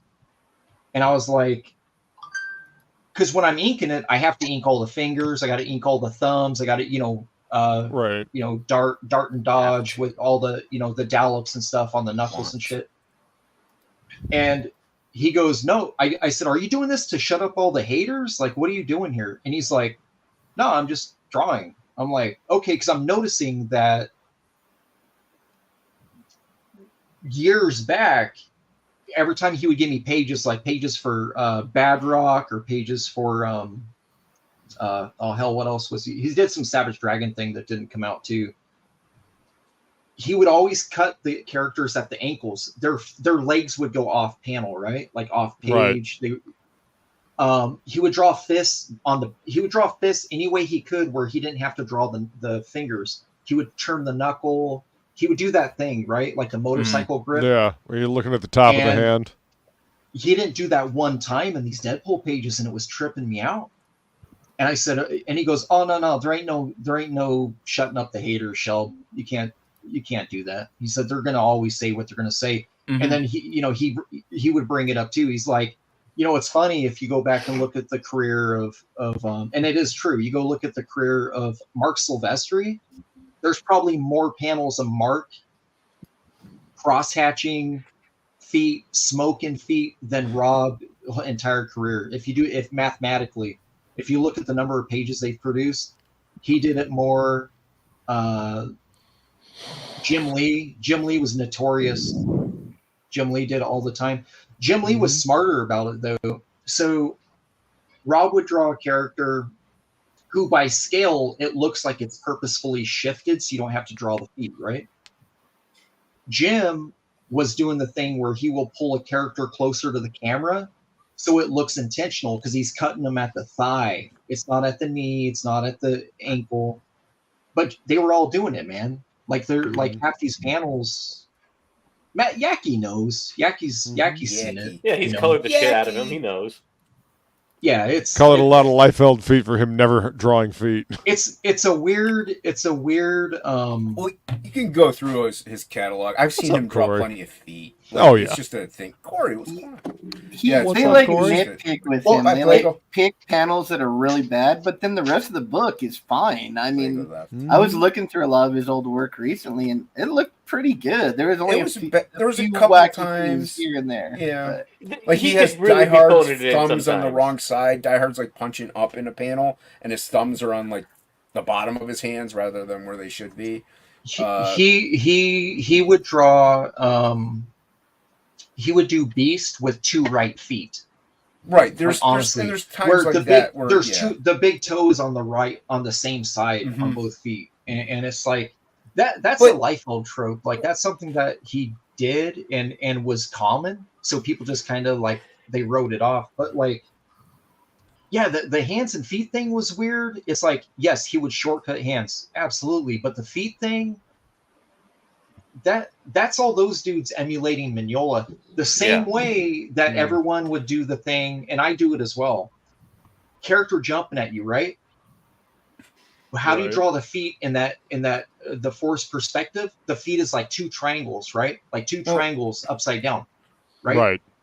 That's an Arthur. Yeah, that's an Arthur. But they got that from Art Adams, right? And no one talks about that. No one's like, "Oh, you're shortcutting the way you draw feet," right? Like, I mean, when you see a good shorthand, you know you use it, right? Yes, especially when they're on a monthly book and they got to get that shit. Yeah, they out. got a tight deadline. That's why some of it is forgivable, and people are too analytical sometimes. I'm not a huge Liefeld fan. I like his energy, but I still cut him slack because like it's a monthly title, and it's a lot to crank out. So Rob's best work was right before I came in. It was, and I told him this. I told him, I said it was Team Youngblood number 9, in my opinion.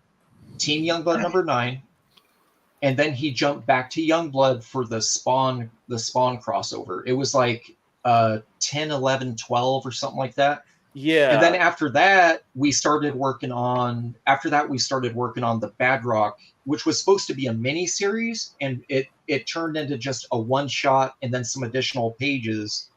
And then we were supposed to we started on a Alan Moore written War Child book.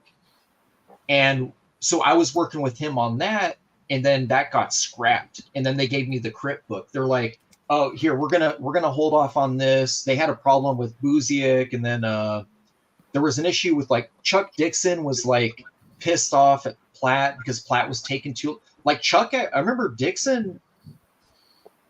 I was in Rob's office. He called Rob and asked him to take his name off the book. He didn't want his name on Prophet. He goes, "This book's so damn late, this and this, just take my name off of it." Like he was just like, yeah, that was one nice thing about working with Rob is I got to like, remember that leather couch he had?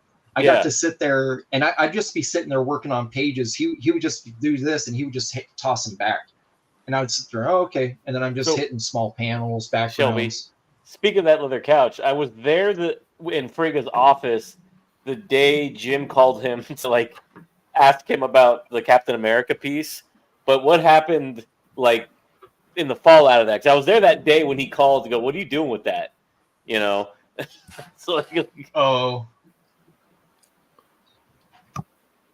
yeah, I don't know, man. I remember Jim calling, going like, "What are you doing with that chest, man?"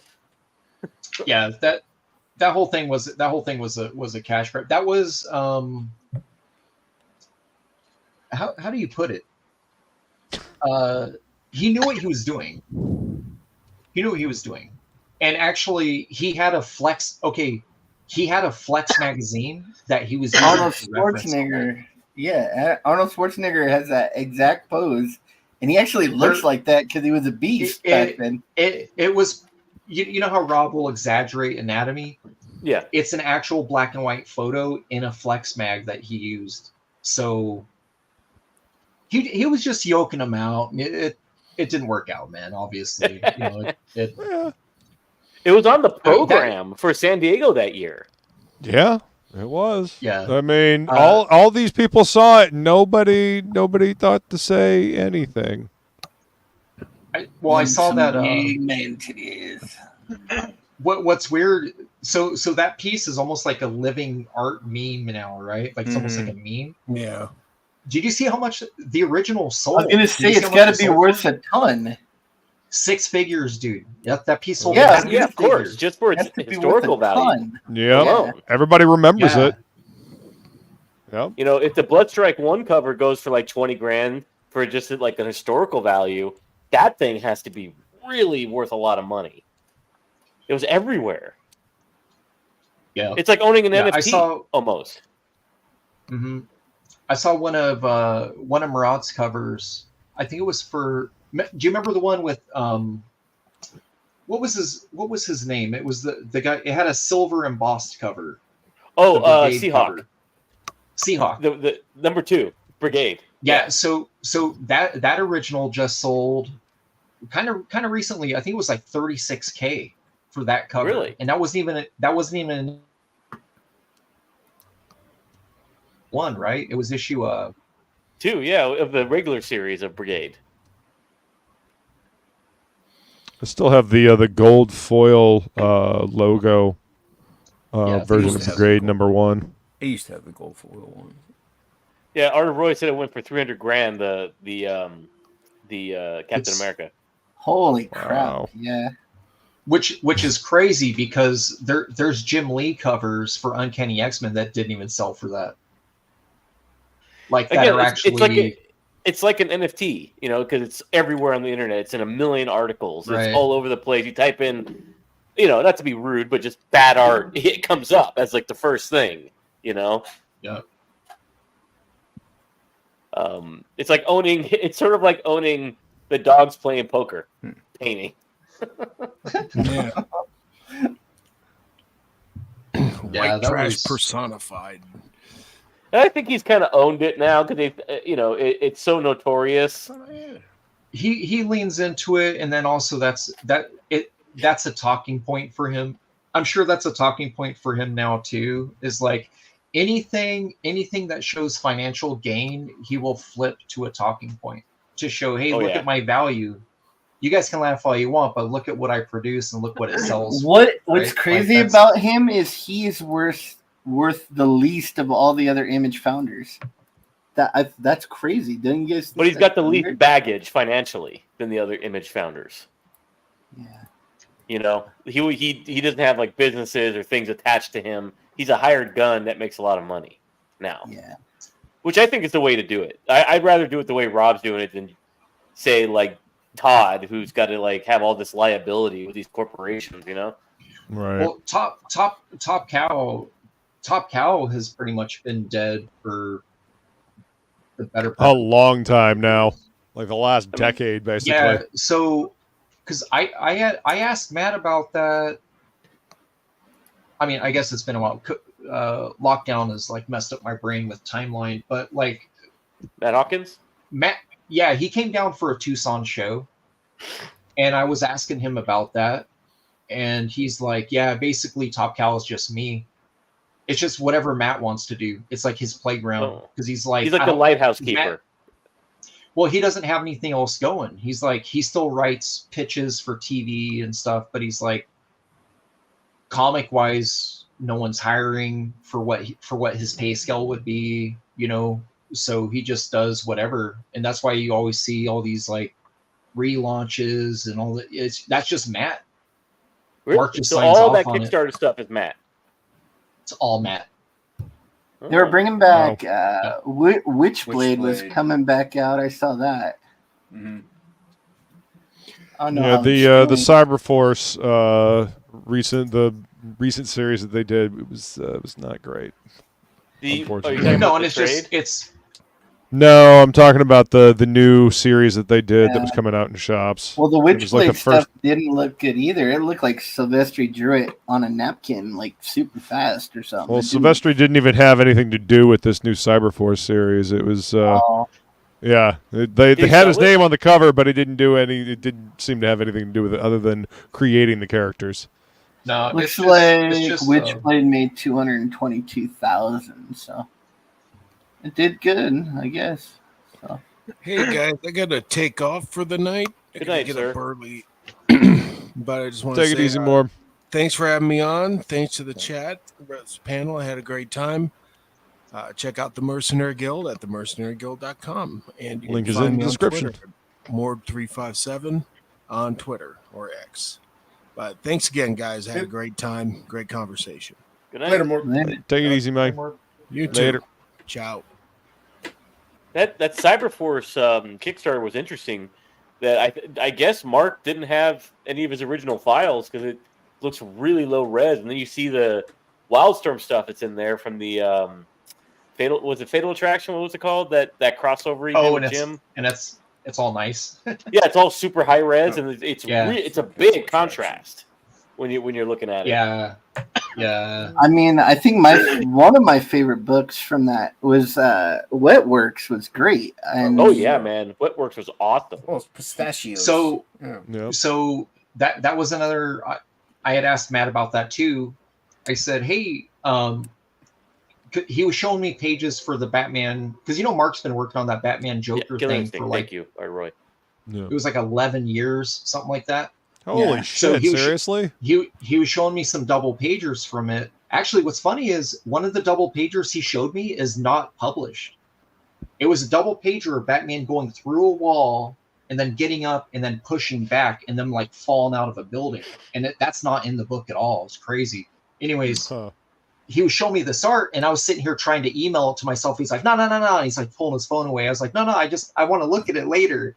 And I'm just laughing, I'm trying to send myself this files off this phone. So I asked him about that omnibus, and he goes, yeah, we're going to do it, but it's just going to be a problem because a lot of their zip drives are corrupted. He says a lot of the files are corrupted. Yeah, and there's no backups on this stuff, dude. Yeah, all the art's on. The print shops didn't keep anything, Of course not. They would return the zips after they used them to make their plates or the film output.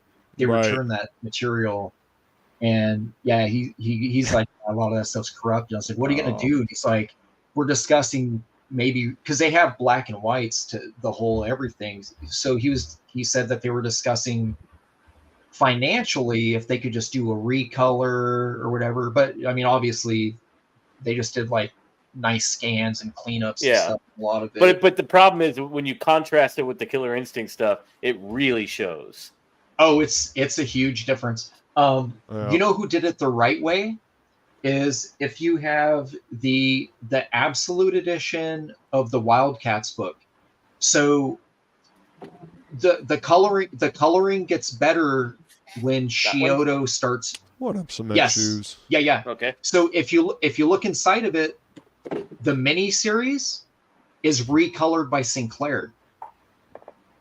Oh yeah. I agree, Murray. Zip is great. See it. Yeah, it's recolored by Sinclair, so you don't have that original like we're brand new at coloring. Yeah, you can really see it. Oh wow, look at that. Yep. So by the time you get to issue like 6 or whatever, when Scioto was really on fire and the computer colorists were able to reproduce his guides really well, it seamlessly transitions to that color style because they fixed the older colors to match the latter, right?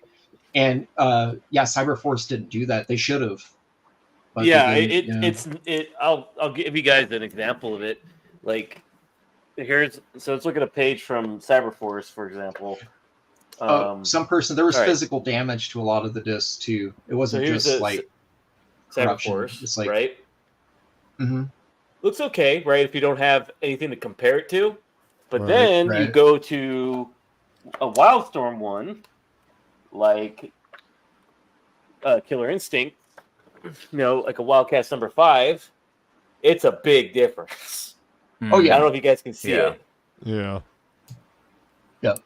So it's not a good palette. Yeah. And it's all in the same book. So you're like, going through this low res stuff, and then you come across the Wildstorm, contribution to this, and it's like, whoa! Now you have a direct comparison to the same damn book. Yeah. No, it's an eyesore. I do like having it all in one book. That's super cool. Me too. But it is an eyesore for sure. Apparently, this is like a collector's item. This is hard to find now. The absolute one of the Wildcats. No shot. Yeah. So there's the Wildcats compendium is coming out. They're not doing hardcovers anymore unless you order them from Germany. Germany, you can get the hardcover still, but the compendiums, they're really big, like the Spawn compendiums, but they're soft covers. So like the Wildcats one, I think it has a bunch of miniseries in it, and then all the way up through the Andrew Robinson books. And then I think Compendium 2 is going to be the Alan Moore up through the like Matt Broom run. I think it's going to go like way into it. It'd be nice to finally get them again. Yeah, because they've been out of print. They're not for so doing any long. remastering though. There's no remasters in them. I'm not even sure. I'm curious to see it when it comes out. So it's going to have the Wildcats trilogy stuff in it and all that too, which is kind of dope. Because I have a trade paperback of the Wildcat trilogy, but it's not like it's the exact same kind of paper and stuff they used for the floppies, you know, the bonus material, and it's Are they kind of putting trash. the Wildcats Golden Age stuff in there? The Travis Charest book. That's do you mean the X-Men Wildcats X-Men one. crossover Yeah, stuff? They probably don't have the rights to do that. Well, they might only be able to do their edition and not the because remember they did a trade. Right. Marvel had their own version of I forgot what Marvel's book was. Is it the Dark Age? So Christopher, Michael Golden did Dark Age. In that Ultimate Wildcats, they did reprint the Grifter. Remember the X-Men Wildcat crossover is in that too. It's the Jim Lee drawn one with Griff. It was a 3D book. Remember that? It was the Grifter and Mary Marvel, Jean Grey, whatever. It was those two like making out and shit. You don't remember? Oh yeah, that was Wildcat X-Men Wildcats Golden Age. Yeah, the Jim Lee drew. Yeah.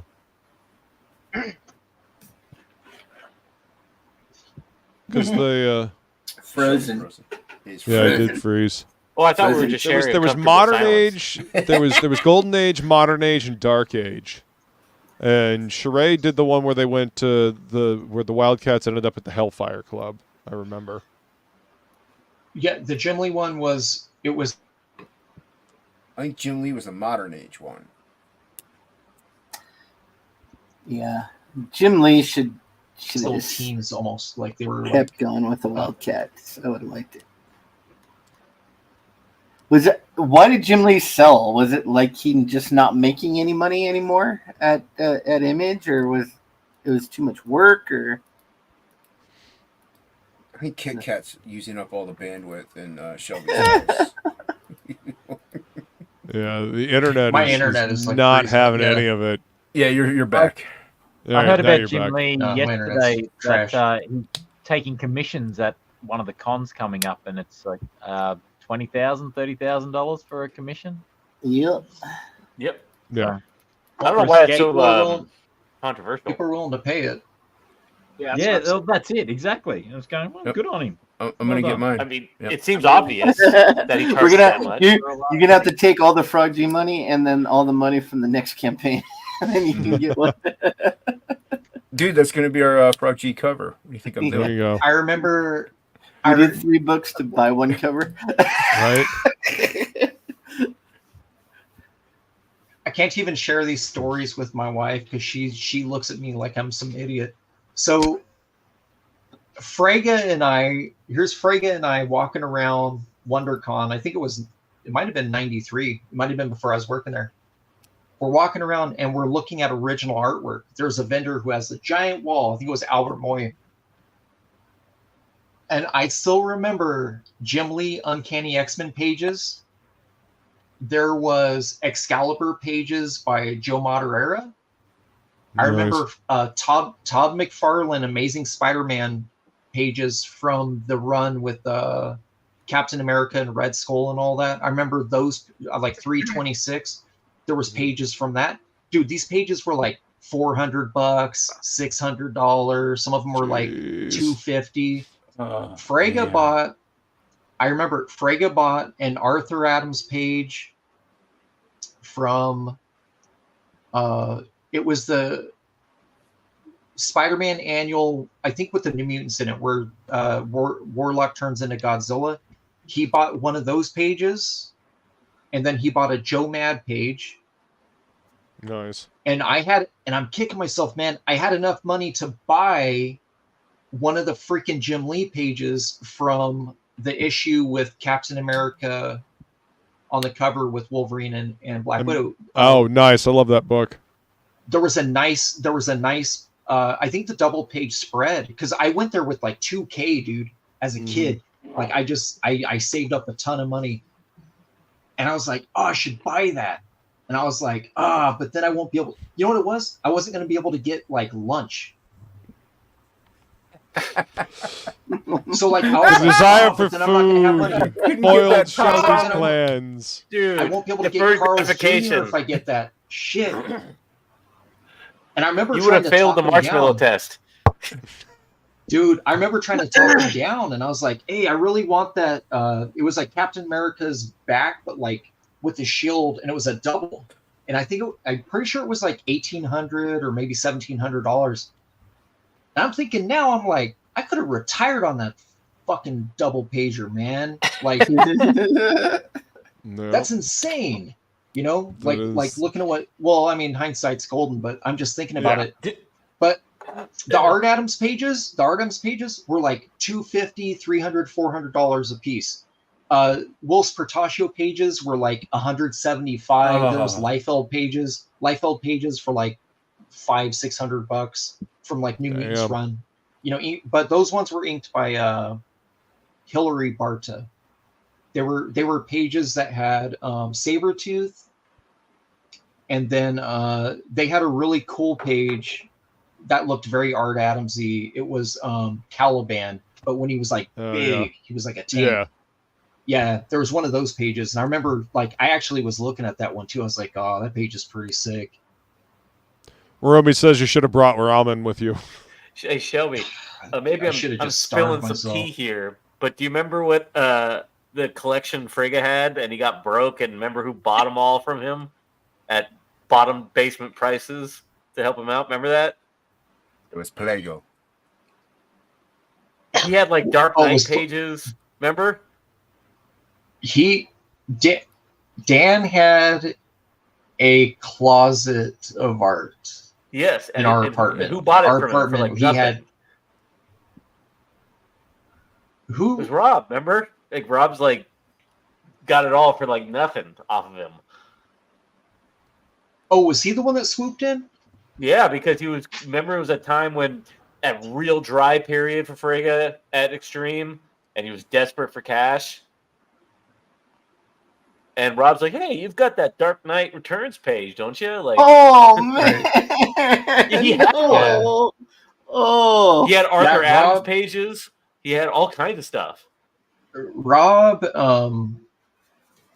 yeah, dude, he did him dirty. Rob's got he actually has quite a bit of like John Burns stuff too, which is really weird. You wouldn't think that he collects it. Oh yeah, he does. He talks about it. Okay. Well, he's got John Burns, go good. He's got quite a bit of Byrne. John Byrne hates him so much. John Byrne hates Rob. What I've heard. Did you ever see that issue that John Byrne drew where he literally is making fun of Rob? Like he ripped off Rob's layouts for like the first 6 pages. It's a She-Hulk book. It's he took X-Force pages and light boxed them and then like fixed the anatomy. Did you ever see that? No. I probably have it. My sister had bought like all those She-Hulks when we were young. I probably they're showing pages from Dark Knight Returns selling for $448,000 a piece. Yes, and Frege knows that, and he doesn't like to think about it. $400 million bucks. My God. Those were like $800 pages when he bought them. Yeah, they were nothing. Yeah, I know, because they're all written on the back in pencil. I remember those because I remember the closet was we had a studio room in our condo, so he had all of his originals. They weren't displayed. They were in a closet in a stack, like in a FedEx box. Yep. So I would just go in there and pull them out and be like, oh, look at all this Art of Adams. Look at, hey, oh, there's Frank. There's Frank. Here's a Todd. Oh, no. Just originals. He's been a multi-millionaire, man, from that. Yeah, dude, he got jacked. Rob jacked him, dude. Wow. Well, Jim Lee screwed over Wills. You know about that too, right? No, I don't. What happened there? So so Wills is he's got diabetes, and he went into a coma, right? No, is that why he was gone from Wetworks? Yeah. So he had to relearn how to draw. Yeah, he had to relearn how to hold a pencil. So Wills is amazing, man. Yeah. So he went into a coma. He was in an elevator, I think at Marvel, just went into a coma for like half a year. And I thought when he like came something out, happened with his sister or something, and that's why he was gone for so long. Well, yeah, No, his sister when he got came out- murdered, didn't she? when he came out of it, his wife had to teach him. He had to learn his alphabet. He had to learn how to write. He had to learn how to hold pencil, like everything. Yeah. And so he has a bunch of medical, right? Jim came in and said, "Hey, I'll help you out, but you have to sell me Wetworks." That's why Wills doesn't own Wetworks. And from what I heard, he only got $15K for it. That's what I heard. Because that first issue, man, was I got that. I remember I was on vacation with my family. Went to a comic shop and it had just come out, and I remember pouring through that thing, go every page. It was like a masterpiece. Yeah. When I heard that, I actually got mad. I actually got pissed. I was Doesn't like, own the he rights didn't. to Wetworks? No, hell no. Oh, dude. No, that's he had medical. so He had much. medical bills. So yeah, dude, I actually got mad. Like, I'm not even emotionally involved in any of their business, but it pissed me off as a creator. Yeah. Does he have the pages too? Wetworks is one of those comics that would make. It was a just pretty for the good rights. freaking It was just for the series. rights. So Yeah. then after that, he still paid him a page rate to draw. I think it was Team Achilles or something. He was relearning how to draw. But it's weird because when he came out of his coma, he was drawing like Uncanny X-Men style again. When he started drawing again, he was doing all the hatching and stuff again. Because you remember he kind of left that style. He started going more like super animation, like open style and stuff. He was really experimenting. And then all of a sudden, it's like he went back 10 years in his brain. Like his artistic side just reverted to like the uncanny like era, which was kind of cool, but also like really, it's really weird. It's just really weird to see it. Like, you remember he did a series, so he was pretty fresh. He did that series with Rich Friend. It was a Batman book, Rules of Engagement, and that's why the artwork in it is really choppy. It's like, man, he had medical stuff going on. You know what I mean? Like he was still kind of, your motor skills are off, after that kind of thing. Yeah, it says here he took a year before he could even draw again. Wow, that's crazy. Yeah, that kind of explains it, because we saw those advertisements for Wetworks. We're like, what the hell is this? And it was right at the beginning of Image. That was supposed to be like an homage book, not even a Wildstorm book, an homage book. And then nothing. Oh, Batman Confidential is that book. Is that the one you're talking about? Confidential. Yeah, that was one of his first books when he came back. Yeah. And I had no idea it was about vampires, judging from what we saw in the advertisements. Yeah, I didn't know either. Huh. Yeah. But man, was that first issue cool. Yeah, it was. Who colored it? Do you know? Joe Scioto did the guide. I don't know the separators. I don't know. I'm pretty sure Scioto did the guides though for all those. They all had a very like that blood red and the gray, and then a little bit of like flesh tone kind of mixed in.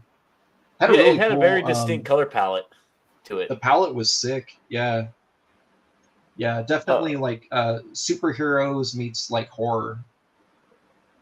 Then what was that book he came out with? It called Rook, or what was that book? Stone. Stone, yeah. I've got a bunch of issues of that somewhere. Well, they did the omnibus. Never really. Yeah, I had to hit him up. I was like, hey, let me buy another the dust. Yeah, dude, the dust jacket was like screwed. I talked to Brian about it, and he ended up mailing me. He mailed me some posters and a new dust jacket, and that's not what I was trying to do. I was like, let me pay you for these. Like, I just want a replacement. Sure. Or I'll just buy another omnibus and give Andy the one without the dust jacket. There you go. I don't think he backed it. All right, well, we've been going for 3 hours and 15 minutes, so I think we're going to go ahead and wrap this one up. Yeah, it was a funny one. It was a funny one. I want to thank everybody for being here. And everybody go check out the links in the description of this video. That's all right. I just wanted to look at you. We're just happy that you're here. I'm trying to get Goblin Girl lettered, and I'm like running into problems. I do enjoy this first angle. I probably do. I'm trying to letter this thing myself, and it's. I mean, this is the thing that sucks. I got to letter it myself first, and then I could give it to somebody to see if they could make it fixed. Because I'm also trying to lay the pages out, and I'm not 100% sure. Like, I don't know. I'm not very. I can send you the tutorial I used to do Frog G. It's by a comic letter on. He does his whole process. I don't have Illustrator, so I got. You can use Photoshop because it was cheaper. Thank you, Smokey. And take it easy, Cement. All right, guys, we'll talk about this backstage. Thank you, everybody, for being here, and we will see you later. We love you. And a great fucking job. Thank you very much. Get fucked up. Have a good time. Cheers. I just got here, man. We're the all-singing, all-dancing crowd of the world. I just let it through. Music sucks and you're an asshole.